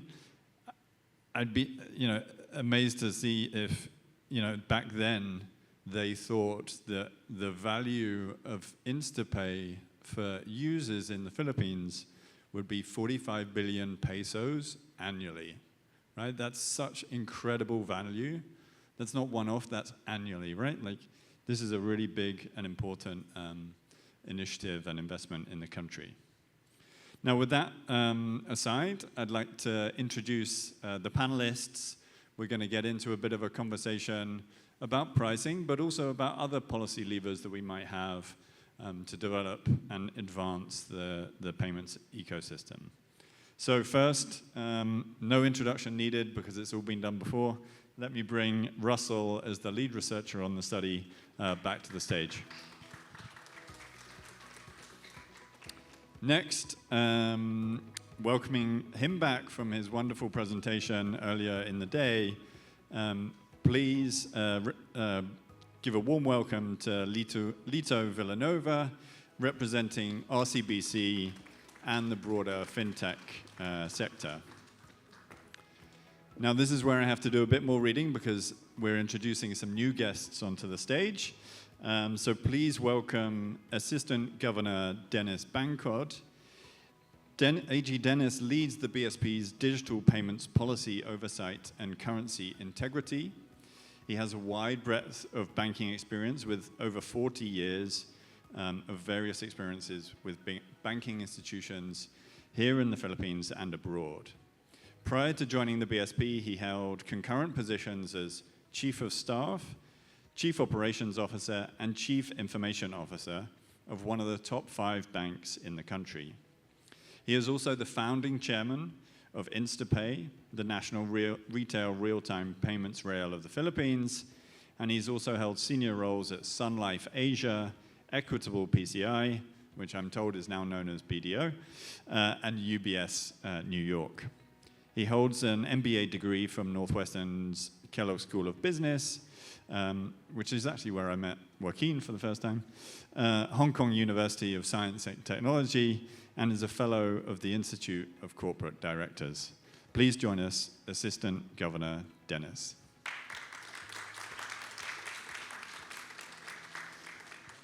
And last but certainly not least, the Southeast Asia lead for the Better Than Cash Alliance at UNDP, Isri Sivalingam. ISRI's digital financial inclusion experience spans research and advisory on digital transformation for institutions, governments, and digital product development and associated risks across Asia and Africa. She was previously the banking and financial sector practice group leader at Microsave Consulting and started her career in financial inclusion by contributing to the design and founding of UNCDF's SHIFT program, focused on advancing women's economic empowerment in the region. She holds a dual degree Master's in Public Policy and Affairs from Sciences Po and the Lee Kuan Yew School of Public Policy in Singapore. So I'm going to take my seat, and then we can start the conversation. What we'd like to do is just sort of explore a little bit of the policy implications of the study findings, and then start that broader conversation about digital payment adoption. You'll see on the screens on either side of you that the QR code is still up. So if you have questions, please post them in there. We will make sure to read them. We've got a screen here, and we can start integrating some of those questions. So with that, let's begin. I'm excited to dive into it. And I'm going to start, if that's okay, with you, Lito. You've seen the study through from start to finish. You're perhaps the first person to see these results when Russell's been coming to visit in many of his trips. What was your initial reaction, and what implications do you see for the market? Well, I think it was articulated well by Russell earlier. In fact, that was also I think we share the same sentiment as his wife. So what would be all this there to prove if we are to zero rate the fee, and definitely the result would be quite obvious. But now what I've seen, I think with what we've seen in this particular study, in terms of results, is not just about having to scale the usage of even non-active users before, now being coming back or going back to the fold in terms of having to enjoy the benefits of financial services, but also the report presented earlier by the lady from the National University of Singapore, from the NUS, as regards the consumer welfare, right, or customer welfare impact. So I think it really provides so much impetus in terms of the economic development, right? While we are seeing the micro in terms of this consumer being able to enjoy the lower fees and having to see the exponential growth in terms of adoption, in terms of usage, we are also seeing the macro in terms of having the economic impact, right? So, and I think I was even talking to DG Mert a while ago. I mean, this is really something of value given the fact that it's the first of its kind. And I think timing-wise, in fact, we are not even aware of Circular 1238 from the time that we first discussed this way back 2023, right? So, and I think it was really, in a way, timely, given the fact that now we have an evidence-based, insights insofar as having to really say, more, with confidence that indeed, while pricing is one factor, definitely there are other factors that would really be attributable to the higher adoption rate amongst Filipinos. And I think that's why I also had a chance to talk with our colleagues from the World Bank Group. While this study is focusing only in the Philippines context, apparently there's also a study amongst ASEAN members, and how we would now compare this study vis-a-vis that of our ASEAN peers. Yeah, I think that's really important, and your point about wider research and how we take it from here leads me to my next question for you, AG Dennis. Responding to the findings first, like, again, what surprised you from those findings? And perhaps more generally, how do you see research like this being used in the bank, in the BSP? How do you see this maybe opening up new avenues for future research? Well, that's a good question, but before that, I'd like to thank everyone for attending this event today. It's heartening to see a lot of interest in this study. I also want to thank Russell and Lito for accommodating our requests and supporting our requests for coming up with this evidence-based study. Doing research and study is not new to the BSP. Everything that we do, we really want to be based on some hard facts, no? And this is one of them. In terms of policy, as what Lito has said, this is not something new to us as well, because we've been working with Russell and Lito for the last 2 years. And this move instigated, DJ Mert should be here because he knows the history better than me, right?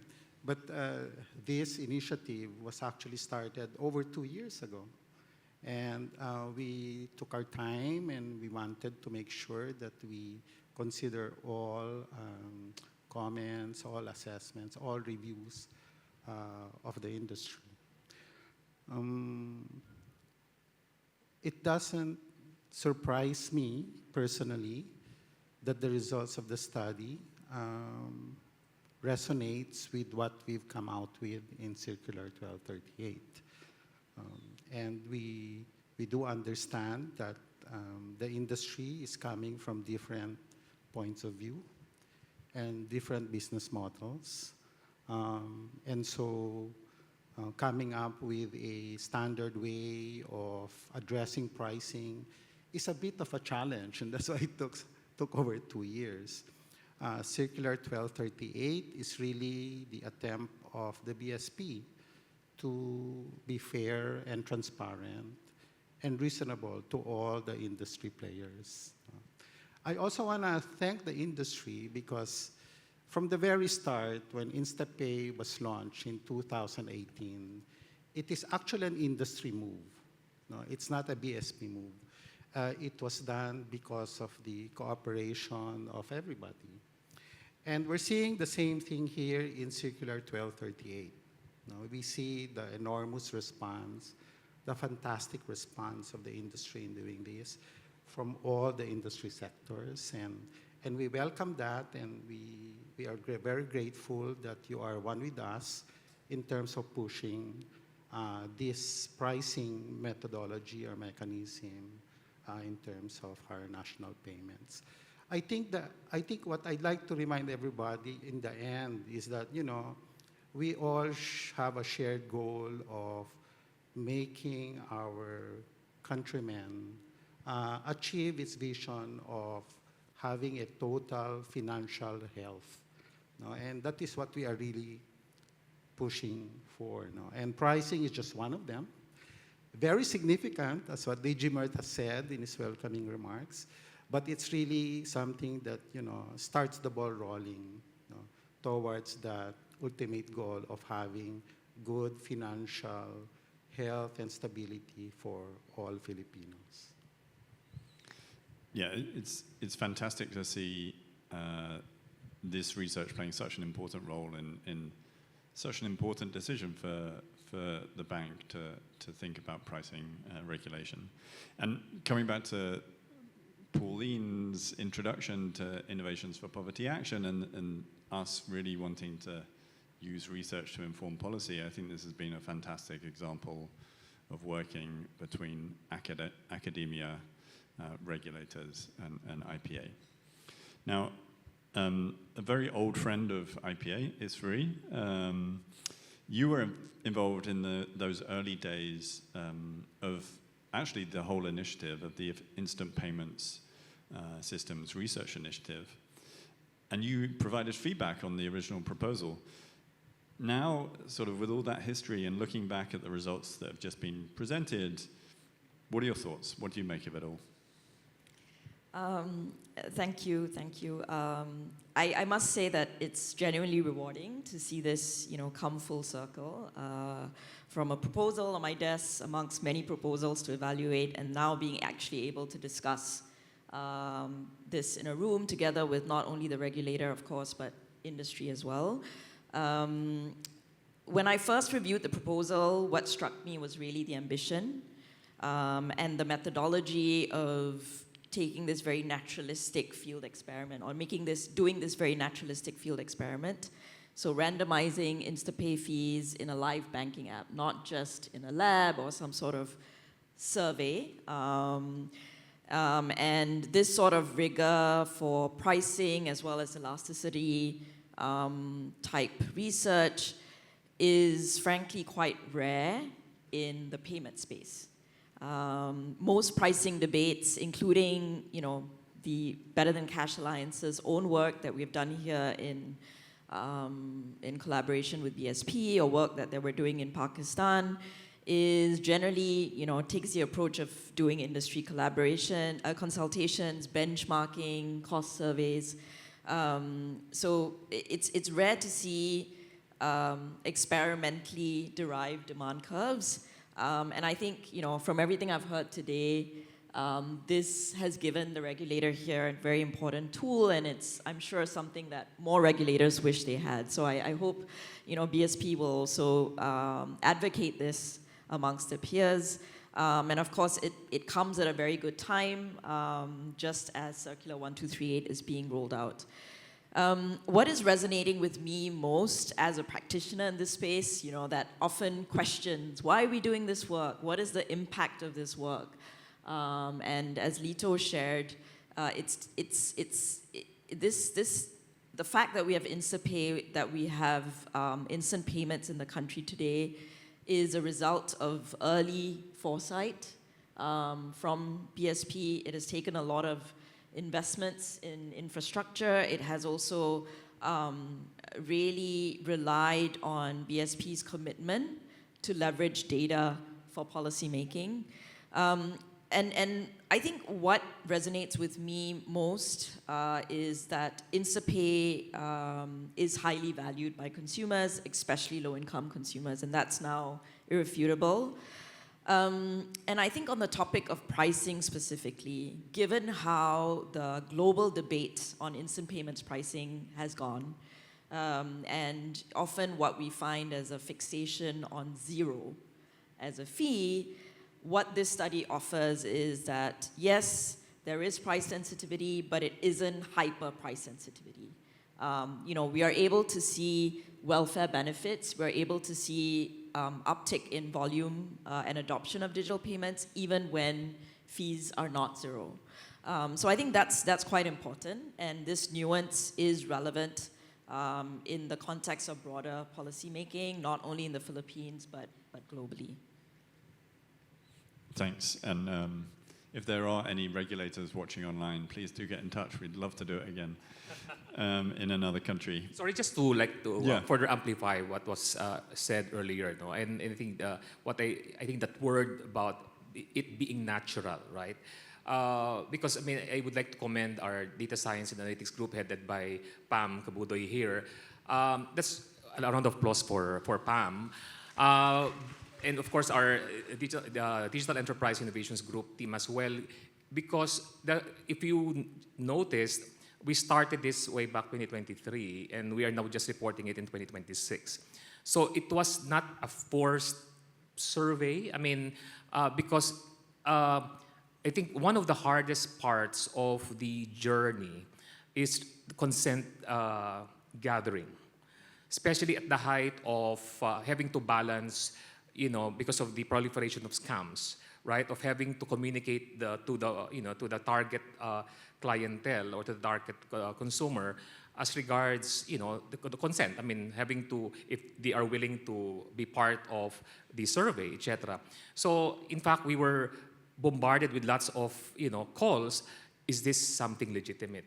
We receive a message from RCBC, is this legitimate, blah, blah, blah, etc. So, that's why having to really balance that, because again, even that there's also a trust issue because they don't even know whether that SMS or that message is really coming from RCBC to begin with, right? So, and I think that really makes the quality of this research sterling, given the fact that it is to the word, if I may borrow that word, natural, right? Because in all data used are practically authentic data. These are real, real people, real data, real transactors using real platforms. Using this Kartik and Pulse app. So that's why it is not, what do you call this, an isolated lab-based, research undertaking.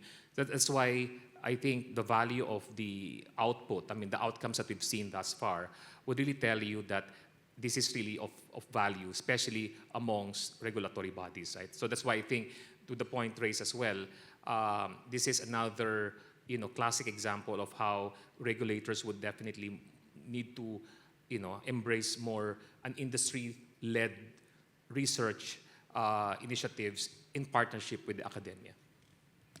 100% agree, and it reminds me a lot of my personal background at working at the FCA, where we did exactly these. One microphone. Hello? Yeah. Where we did exactly these kind of experiments with the industry, of course, because that's the only way that you can make it natural. Russell, I'm going to turn to you next as the lead researcher. We're going to have to play musical chairs with the mics.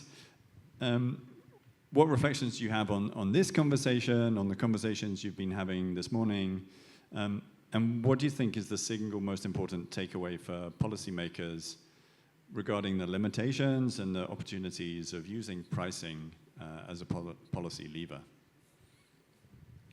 Yeah, thank you. I guess my reflection, just based on the other panelists, was just to highlight the possibility of doing this kind of research. And I think, as Lito was saying, there'll be other studies in other countries, and the research frontier always moves forward.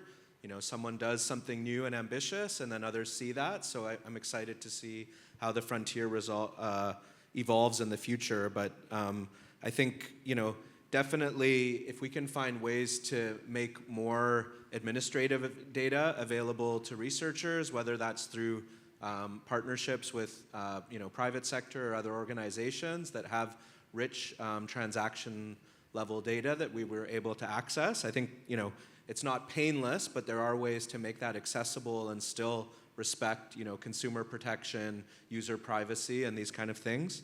And then if there's ways for regulators to make microdata accessible to researchers and to create more standard processes for doing that, thinking about data governance, thinking about partnerships.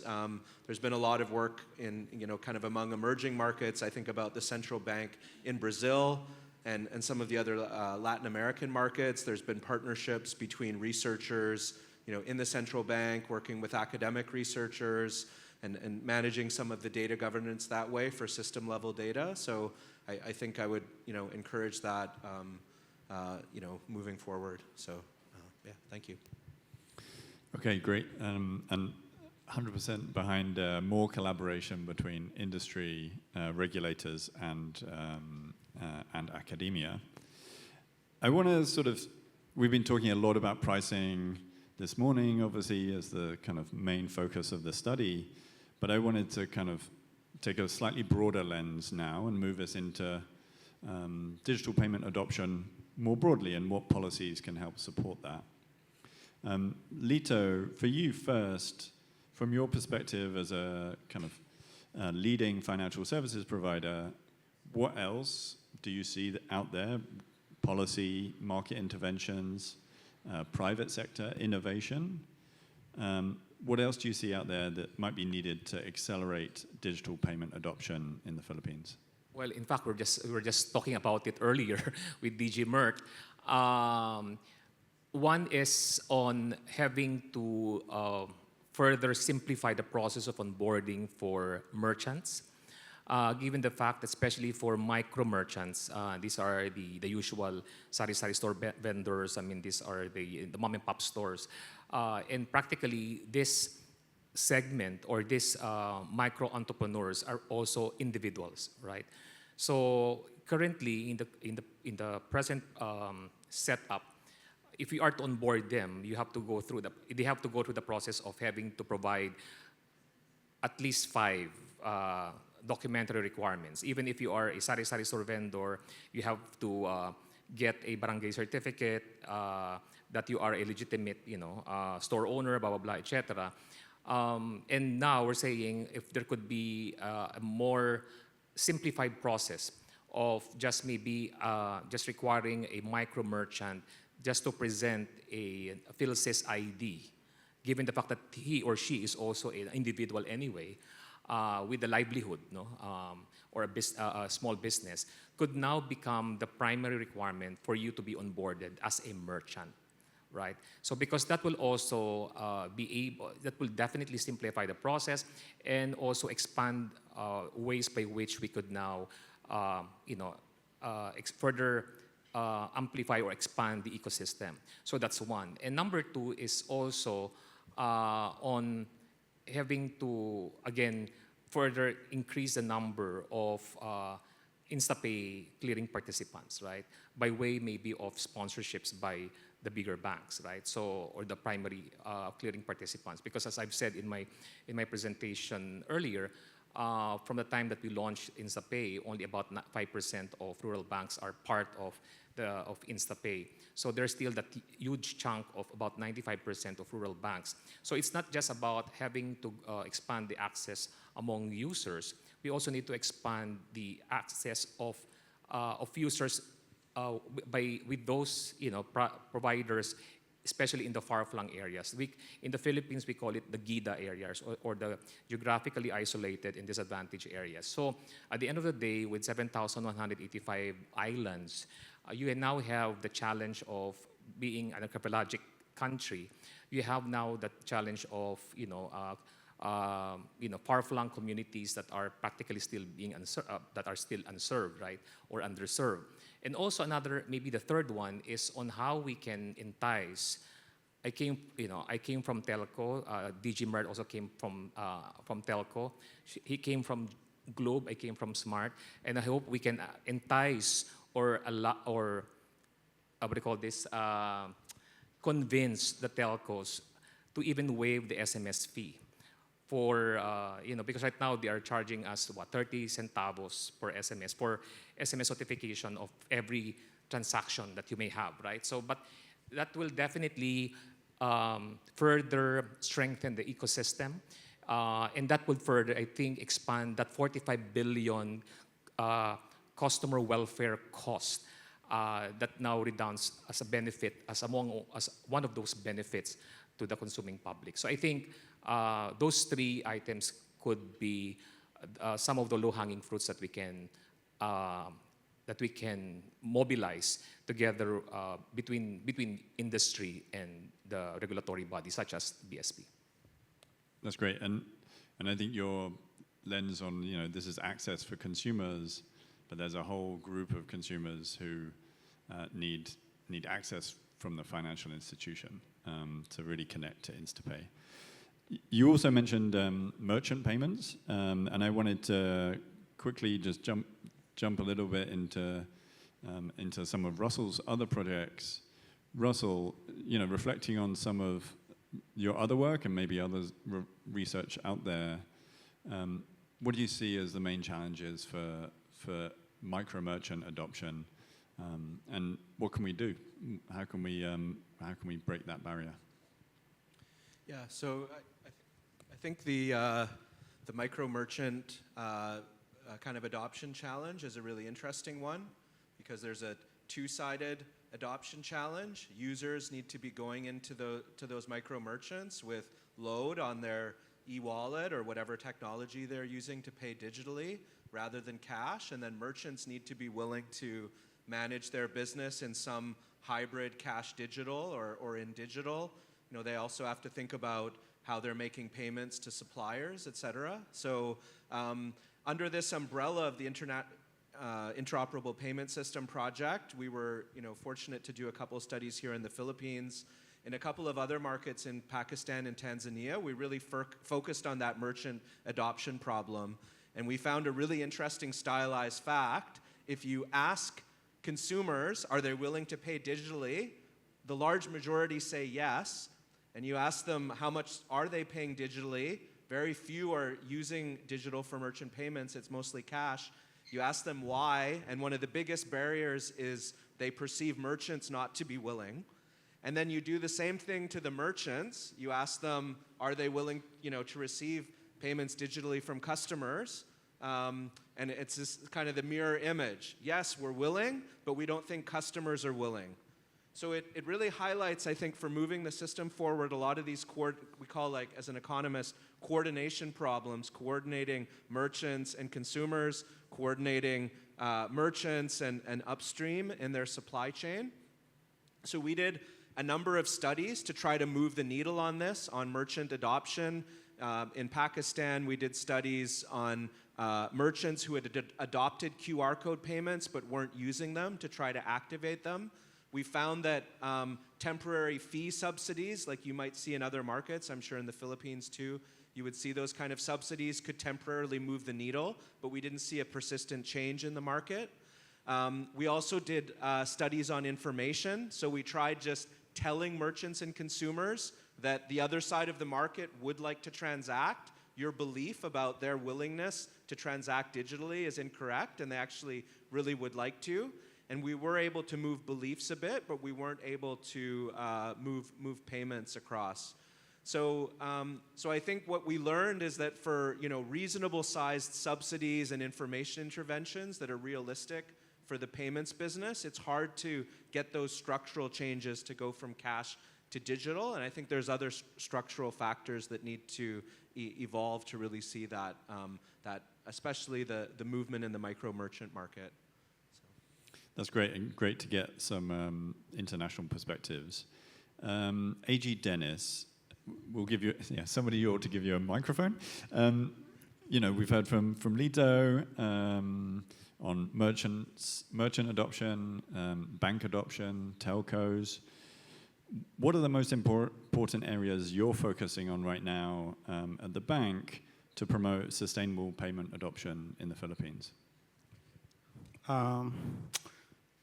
That's a big question. I like a tough question. When I joined the Central Bank, I joined them 2 years ago, I thought the work was easy. Right? And then I met Attorney Bridget, who heads our policy development.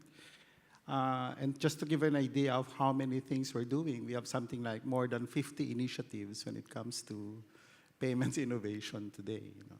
On a broader view, if I look at what Lito has said and what Russell has said, while we've done so many things since 2018, we still have a long way to go. And if you compare the volume of transactions that we see in our counterpart jurisdictions like Thailand and Malaysia, particularly India, and all the innovations that they've done, it's quite enlightening for us and interesting to see, and also excited that there are so many ways to push payment adoption, especially for us here in the Philippines. I'll give you an example. We do address, for example, accessibility, affordability, understandability, and usefulness. We've gotten a lot of strides, particularly with InstaPay, but we still have foundational issues, right? We still want to simplify onboarding. We still want to push for the national ID. We started with no-national ID in 2018, so we want to standardize our messaging, use ISO 20022 format, for example. In micro merchants, it's a various factors. To be honest, it's not a pricing issue. It's more structural issues when it comes to per merchant payments. It requires a whole of government approach. So we're collaborating and coordinating with our fellow government agencies in terms of pushing for merchant payments. We do want to use government payments as an anchor to push for payments adoption.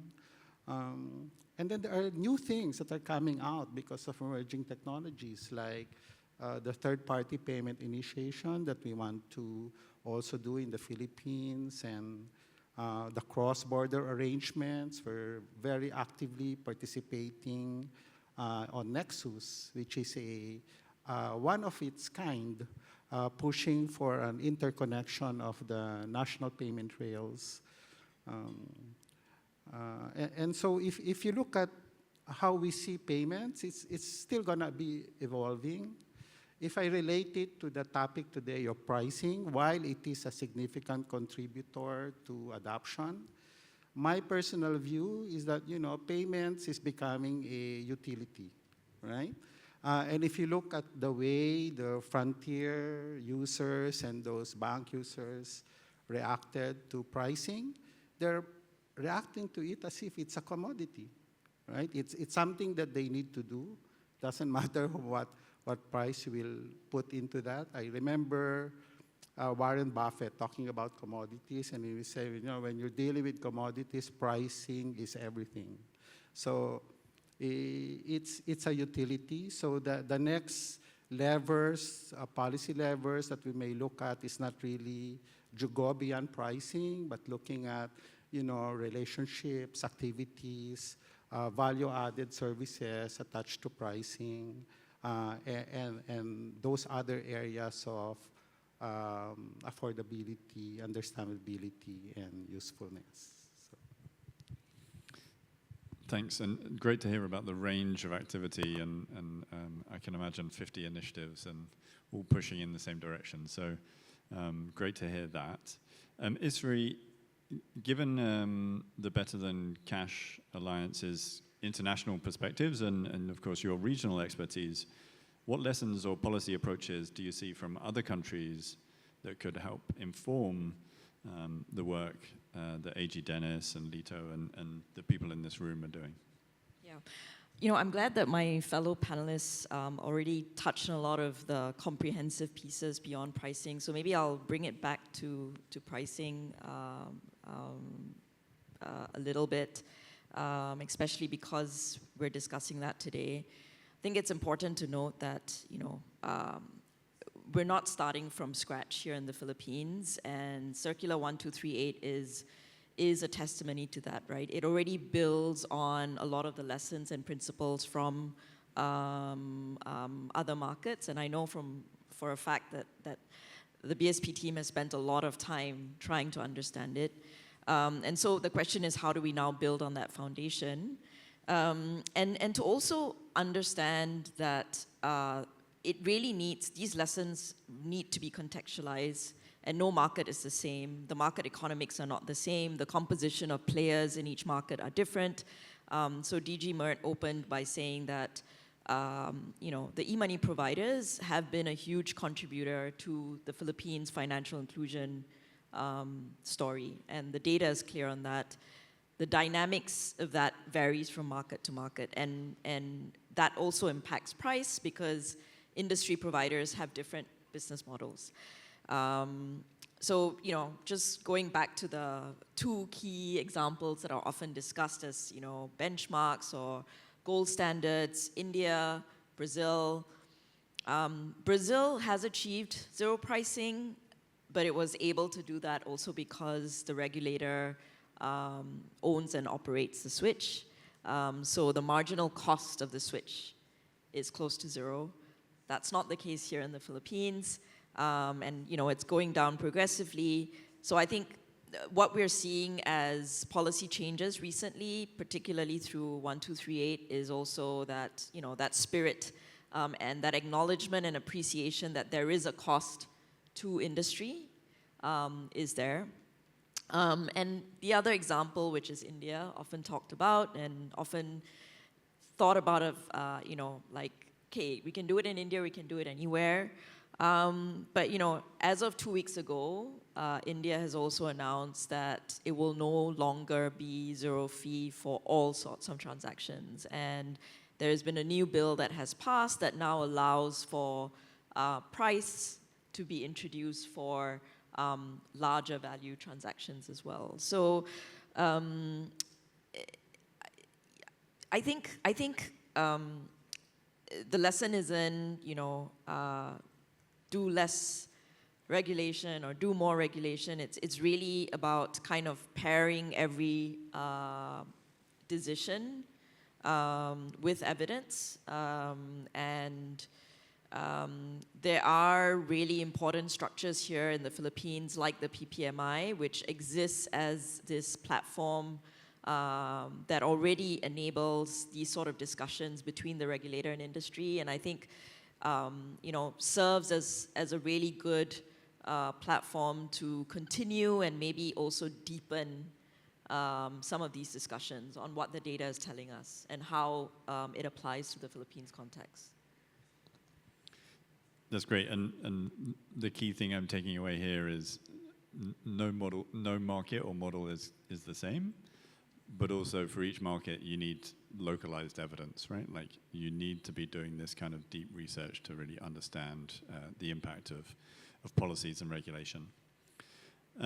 Now, I want you all to imagine, you in the room, but also my fellow panelists, imagine we're at another event in 1 year, in 3 years' time, sometime, a long enough time away that today feels distant. And I want us to think about what are the future issues, what's the research we're going to be presenting in 3 years' time. And so I'll start with you, AG Dennis.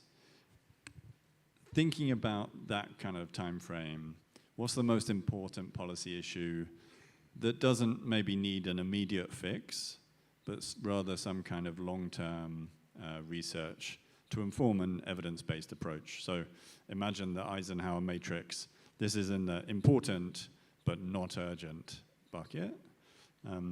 What do you see as the most important issues in that area? Well, we have so many issues today at present. But the one that is really top of mind when I think of the future is the arrival of stable coins. Right? And you will see around the world that jurisdictions are grappling with how to handle stable coins. And when I talk about stable coins, obviously I'm talking about the various forms of stable coins, like tokenized deposits, and also a retail CBDC. It's something new. There are pros and cons of doing stable coins. In the BSP, our approach is really more of principles-based, so we're actually technology neutral. But we do want to be ahead of that field. It's creeping in because the nature of stable coins is really global, right? And the current value that you will get from stable coins from a retail perspective today in the Philippines is more on the cross-border payments. It's harder. Every regulator knows that it's harder to regulate cross-border payments with all of the fragmentation in terms of regulations and data privacy issues and so on. We're glad and we are happy that we're working with BIS to explore different ways and different technologies on how to handle these fragmentation issues across cross-border. But in the end, in my personal view, again, it's something that you cannot avoid and you cannot prevent. It's probably going to happen. In the BSP, as some of my colleagues here know from the industry, we do have a project that's ongoing. We call it the Project Aguila, which is pushing for the adoption of a wholesale CBDC approach together with tokenizing our government securities and launching that as a pilot, hopefully by next year. So to answer your question, a year or two from now, when we sit here, we'll probably be discussing more about stablecoins and more about how we want to adapt that or use that in the Philippine marketplace. Yeah, indeed, a very emerging and important topic. Turning to you, Lito, I mean, perhaps with your FinTech Alliance hat on, you could comment, of course, on stablecoin, because I think that's important, probably something the FinTech Alliance is doing a lot of work on. But you can also think more broadly, what are the biggest opportunities out there and what needs to change to get us there? Well, a good thing that AG Dennis already mentioned about stable coins. In fact, that definitely is one of the major flashpoints that we are looking at in terms of the fintech landscape moving forward. But in fact, it's not even having to think about it in the next 2 or 3 years because it's happening now as we speak, right? So I think one of the, wearing my hat as an industry leader insofar as what will be the next, what's the next big thing that will be happening not only in the Philippines, because as you may know, digital is not confined in the local perspective, local arena, it's really borderless, right? So if you're talking of stable coins, it's not just within the Philippine jurisdiction, but I think that's why I would want to propose. In fact, I also challenge my colleagues within the Asia FinTech Alliance that is comprised of 16 economies within Asia, as well as the Alliance of Digital Finance Associations that is based in South Africa, that is comprised of about 54 countries or 54 economies. I challenge them as to how can we come up with what I call, regulatory passporting or license portability. Say, for example, a licensed entity, say a stablecoin provider, a licensed entity in Singapore, for example, by MAS, could also be, could also work in a local jurisdiction, may it be in Philippines or Indonesia or wherever in the world. At least not saying 100% that if you are a MAS licensed entity already, then you say 100% that you're good to go, right? But of course, we also need to consider other local laws. I mean, other potential implications pertaining to existing regulatory frameworks within that jurisdiction. But practically, at least 50% of, at least there's a foot in the door already, that you are already at least, there's due diligence insofar as you being a licensed entity already doing, say, stable coin, for example. Because I think it's now what do you call this, a statement that I would like to make, where that is, stablecoin is here to stay. Stablecoin is here to practically be running, whether we like it or else, right? So similar to AI or agentic AI, right? So because that is something that you cannot prevent, because practically people are transacting regardless of nationality across border, and of course, Philippines being an open economy, you really have to welcome those developments, right? So I think it's more of to the point of AJ Dennis, and a good thing with BSP, they are also very advanced when it comes to foresight in terms of having to be, in fact, we're the leader in having to enable financial inclusion regulations in the world. But the thing here is on how we could sustain that proactiveness and dynamism by the BSP insofar as having to embrace all of these new emerging technologies. So I think that is, in the perspective of the industry, that is, again, I think also BSP has been one of the very few regulatory bodies in the world that adopted what they call the industry sandbox, right? So maybe, we can venture into a sandbox regime for a test and learn sandbox cross-border initiative. And definitely, at the end of the day, stable coins, all of this, or digital assets, practically are still within the confines of the payments landscape. Yeah, that's, great development, and the idea of passporting is obviously close to my home country as well, where in Europe you can indeed do that kind of passporting between countries. Now, I think this is probably a good segue to Isfari, specifically on passporting or stablecoin, but also more broadly, if you were back here in 3 years, what would be the research that you'd want to be discussing? What are the evidence gaps for payments policy? Yeah, so I think in terms of evidence gaps, with this study, we know a lot more about pricing elasticity, but I think there's a huge gap in terms of understanding trust elasticity, and frankly, a dearth of data and information on merchant elasticity. And I focus on these two things. It's already been raised several times today that price is just one of many factors. It's in fact not the top factor. It is an important factor, but not the top factor. And we see this consumer perception, not only here in the Philippines, but also in our work in Pakistan, for example. So I think studies and evidence gathering that focus on these two topics, really important.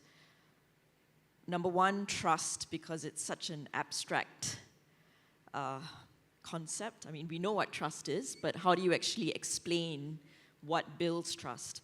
How do you prioritize policy interventions that actually see a bigger trust gain?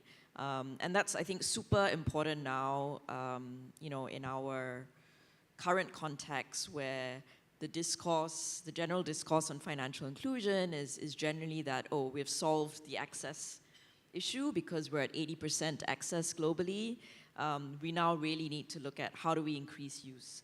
And use doesn't happen without trust. Number two, merchants, simply because without merchants existing as, payment ecosystem acceptance points, you will not have digital payments growth in an equitable way. And I think that is, a challenge that every developing economy faces, more so in, many countries in Southeast Asia, including the Philippines, where you have a large rural population. So what is it that will make it work for a merchant, in a Gida area, for example, to continue accepting digital payments? And if there's a cost to that, what is the right cost, that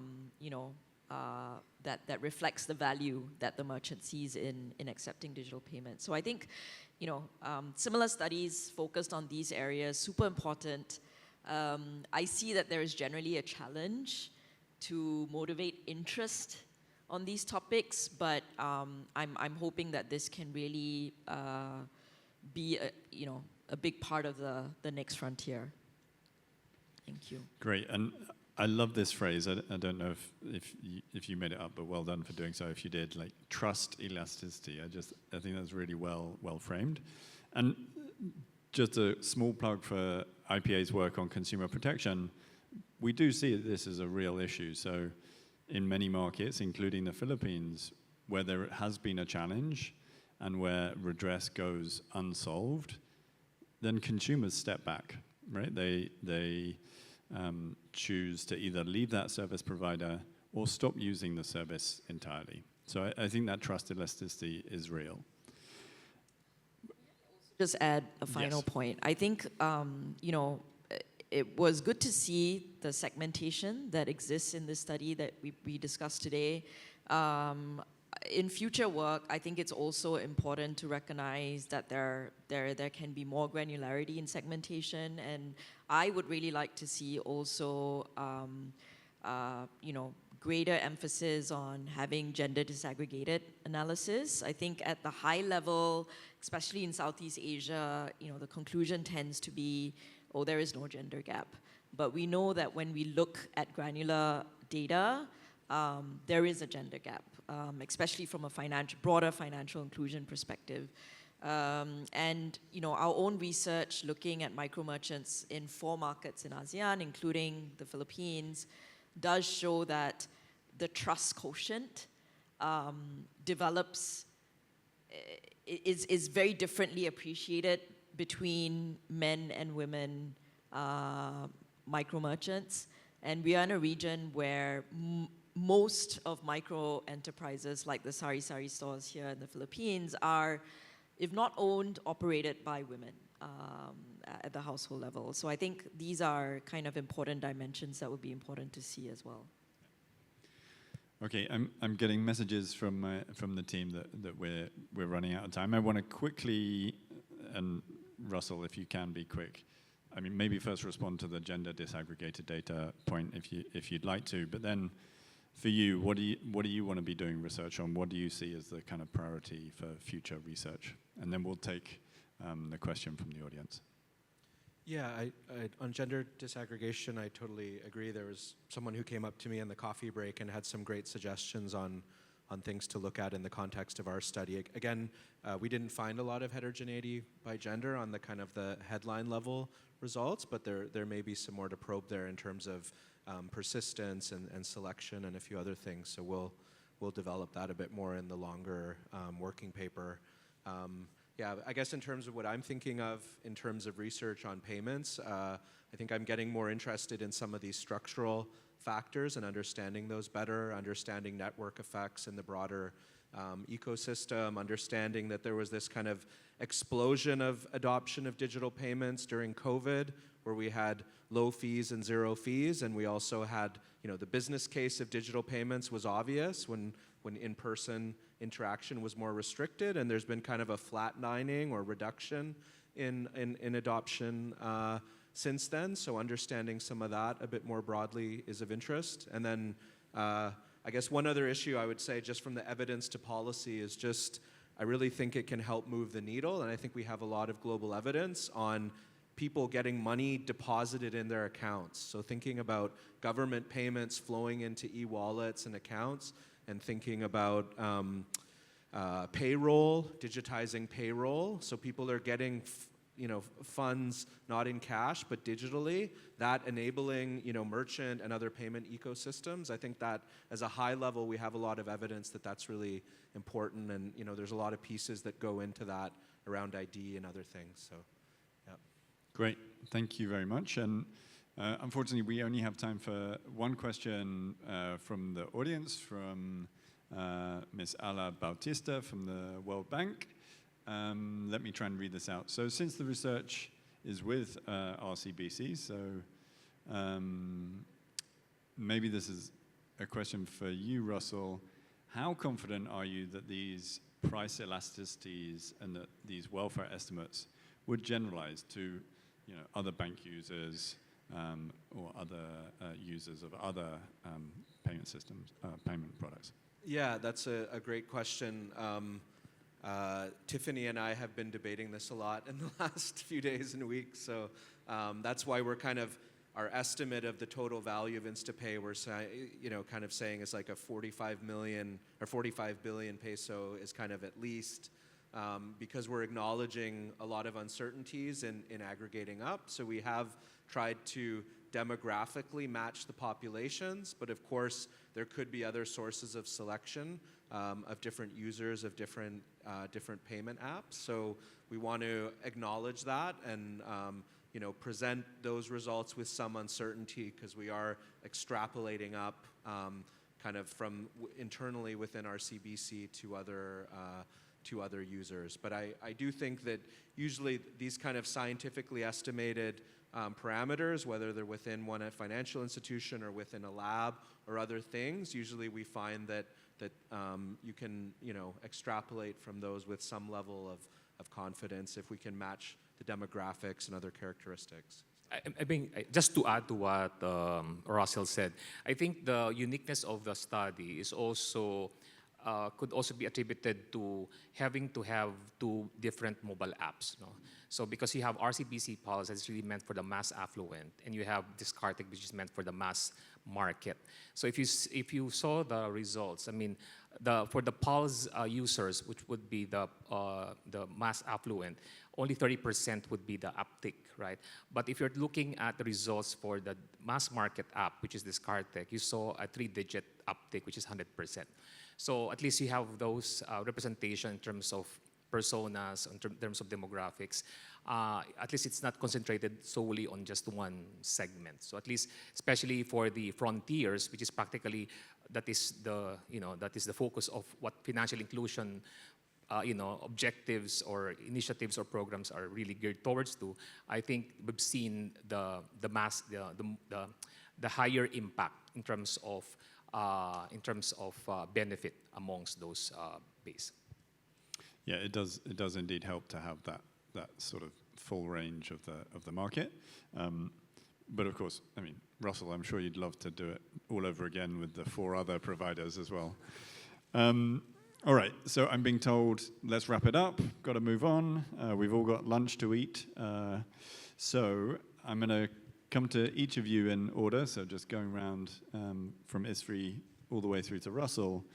And if you can be very brief, couple of lines, on what single specific action do you believe would have the greatest impact on advancing an inclusive, efficient, and sustainable payments ecosystems here in the Philippines? And that could be something you want to do yourself, or you can point the finger at someone else to do the work. Yeah, I think AG alluded to so many things having to happen to see, impact at scale. I really want to focus on the mechanism or a mechanism towards sustainability, to continue these sort of discussions, right? And that brings regulators and the industry together. So I think in the Philippines, we have a great kind of structure in place already with the PPMI, right? It's not a given.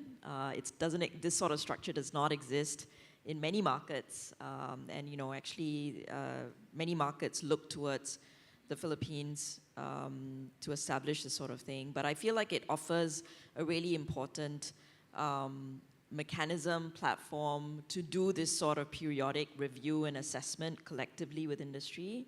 And somehow formalizing it within the governance structure of PPMI could be a great way to do it, so that not all the weight is just on the regulator. Yeah. Great point. AG Dennis. It's really continued team effort, right? I mean, when we started this journey back in 2015, Lito and I and DG Mert were part of the working groups that worked on it. And then the collaboration and the cooperation that had to happen to push InstaPay forward in 2018. And then all of the use cases, it's give and take. This is not having an uncompromising position. It's really more of coming up with a win-win situation for everybody. We're dealing with, 5 industry sectors now? No, we have the rural banks, we have thrift banks, we have the commercial banks, we have the digital banks, and so on. But this continued collaboration team effort, in my view, is the key ingredient to really push payments forward in the near future. Great. So we've got coordination, we've got teamwork. Lito. Yeah, I just would like to, I think the bottom line of all these things that we're talking about is really trust, right? So, and I think scaling sustainable inclusion would redound to that one factor, and that is really trust, right? And I have, for my parting shot, I have my acronym for trust. That is technology that is responsive, universal, secure, and transparent. So that's trust for you. Great. Trust. Russell, you get the last word. Yeah. More research, more partnership, and yeah, as I said before, I think just having flow through to accounts, I think that can really be a big needle mover, enabling that systemically. Yeah. Great. Who would have guessed that Russell would have said that? Now, unfortunately, that's all that we've got time for today's panel discussion, and indeed for today's event. On behalf of my panelists, I want to sincerely, on behalf of IPA, RCBC, and BSP, I want to thank my panelists for generously sharing their insights and expertise with us this morning. I thought it was a fantastic conversation with lots of interesting, important pieces to take away. Now, I will pass the floor back to our eager hosts who've been trying to get rid of the panel. We're going to stay sitting here, and they're going to finish things off, okay? Thank you so much, Paul. So thank you to our panelists and moderator for such a rich and candid discussion. Great. Great. So as we bring with us lessons and insights from the study and from the panel discussion, we also know there's a lot more that we can learn and perhaps to test, to generate more evidence to enhance our digital finance payments ecosystem, and of course, to increase access, inclusion, and also trust. Don't you think, Jack? Yes, that's right, Isha. And while we have already presented the results, it shouldn't end here. This discussion just opens more insights and ideas that could help make our financial ecosystem more inclusive, and the people gathered here today can make that difference. Okay, so before we officially close today's session, we'd like to take a moment to recognize the people who made this forum possible. May we ask our panelists and moderator to please remain on stage, and may we request Deputy Governor Mamerto Tangonan and IPA Philippines Country Director Aftab Opel to join us for the presentation of certificates and appreciation. Okay, great. Allow me to read the certificate of appreciation. In grateful recognition of their valuable contribution during the pricing of retail off-net payments, Evidence and Insights Forum, given this 19th day of August 2026 at the Assembly Hall, Bangko Sentral ng Pilipinas, Manila. The Certificate of Appreciation is presented to Mr. Paul Adams, Financial Inclusion Program Director, Innovations for Poverty Action.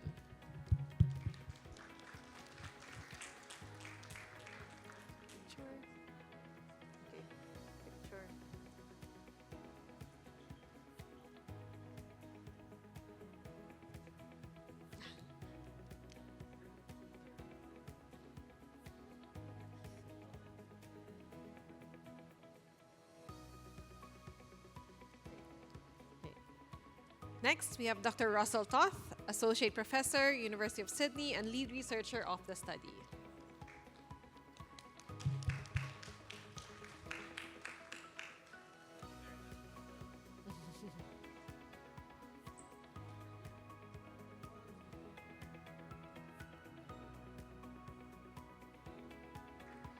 Great. Next, we have Mr. Lito Villanueva, Executive Vice President and Chief Innovation and Inclusion Officer, RCBC.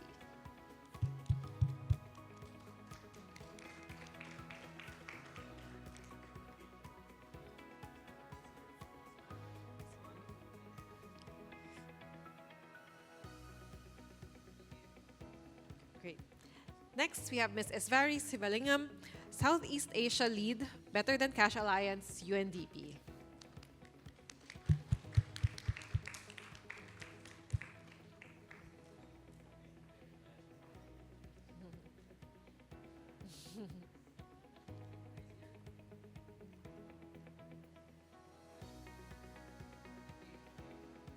Great. And last but not the least, Assistant Governor Dennis Bangko, Payments and Currency Development Subsector, Bangko Sentral ng Pilipinas.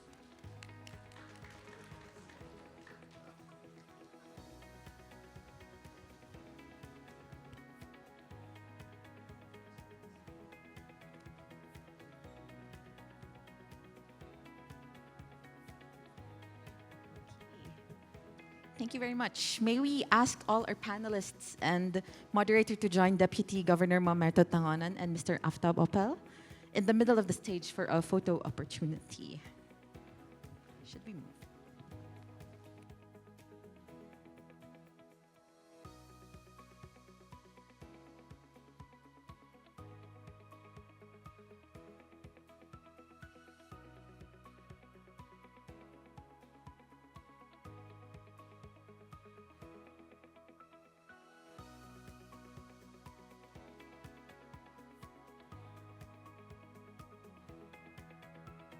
Thank you. Once again, let's give our panelists another round of applause and our sincere thanks to Deputy Governor Mamerto Tangonan and Mr. Aftab Opel for honoring them today.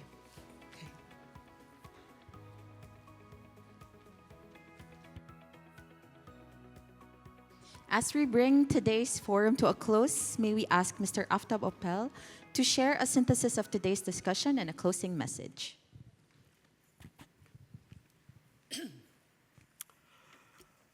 Good afternoon, everyone.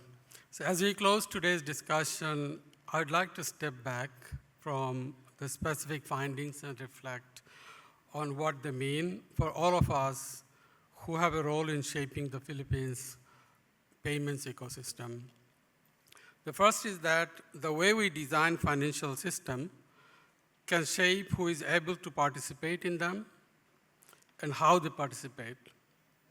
A fee may seem small for an individual transaction, but when consumers repeatedly decide whether to transact how much to spend, and which channel to use, these small frictions can accumulate. So pricing is therefore not simply a commercial decision. It can influence access, usage, and the value people derive from digital financial infrastructure.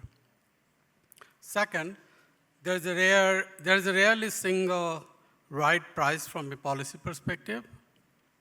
Today's evidence points to an important balance between affordability, adoption, consumer welfare, and the sustainability of institutions providing these services. The policy question is therefore not simply whether fees should be lower or higher, but how pricing can contribute to a payment ecosystem that is both inclusive and sustainable. And perhaps the most important lesson is about the value of generating evidence in the context where decisions are actually being made.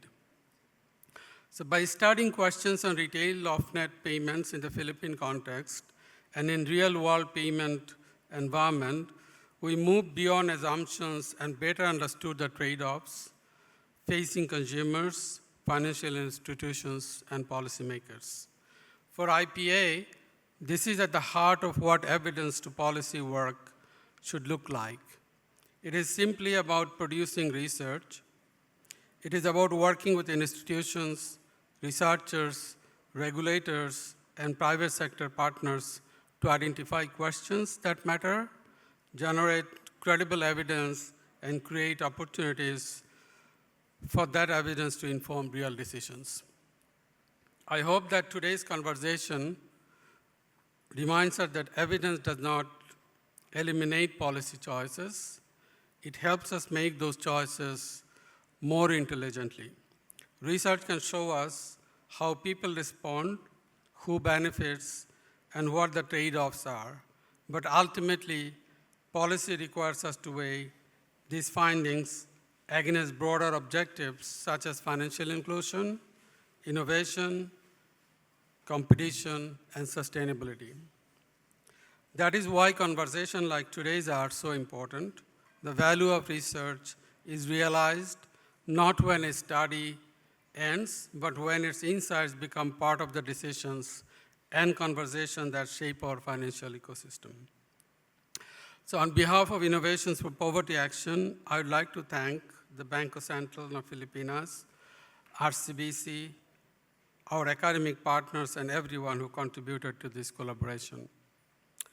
Thank you as well to everyone who joined us today and engaged with the evidence. We hope this conversation contributes to a broader question: how can we evidence to build financial ecosystem that work better for people, particularly those who have historically been less well served. Thank you so much. Let's have a lunch together. Thank you, Aftab, for wrapping up today's productive forum. And thank you to everyone who made today possible despite the heavy rainfall. On behalf of IPA, RCBC, and the BSP, thank you for all your time, your questions, and your continued partnership in building a more inclusive digital payments ecosystem. We'd also like to thank our attendees via Facebook Live for joining us today. For those who are interested to review the study and event materials, please feel free to access them via the QR code flashed on the screen. There. Great. Once again, I'm Isha. And I'm Jack. Thank you and enjoy the rest of your day.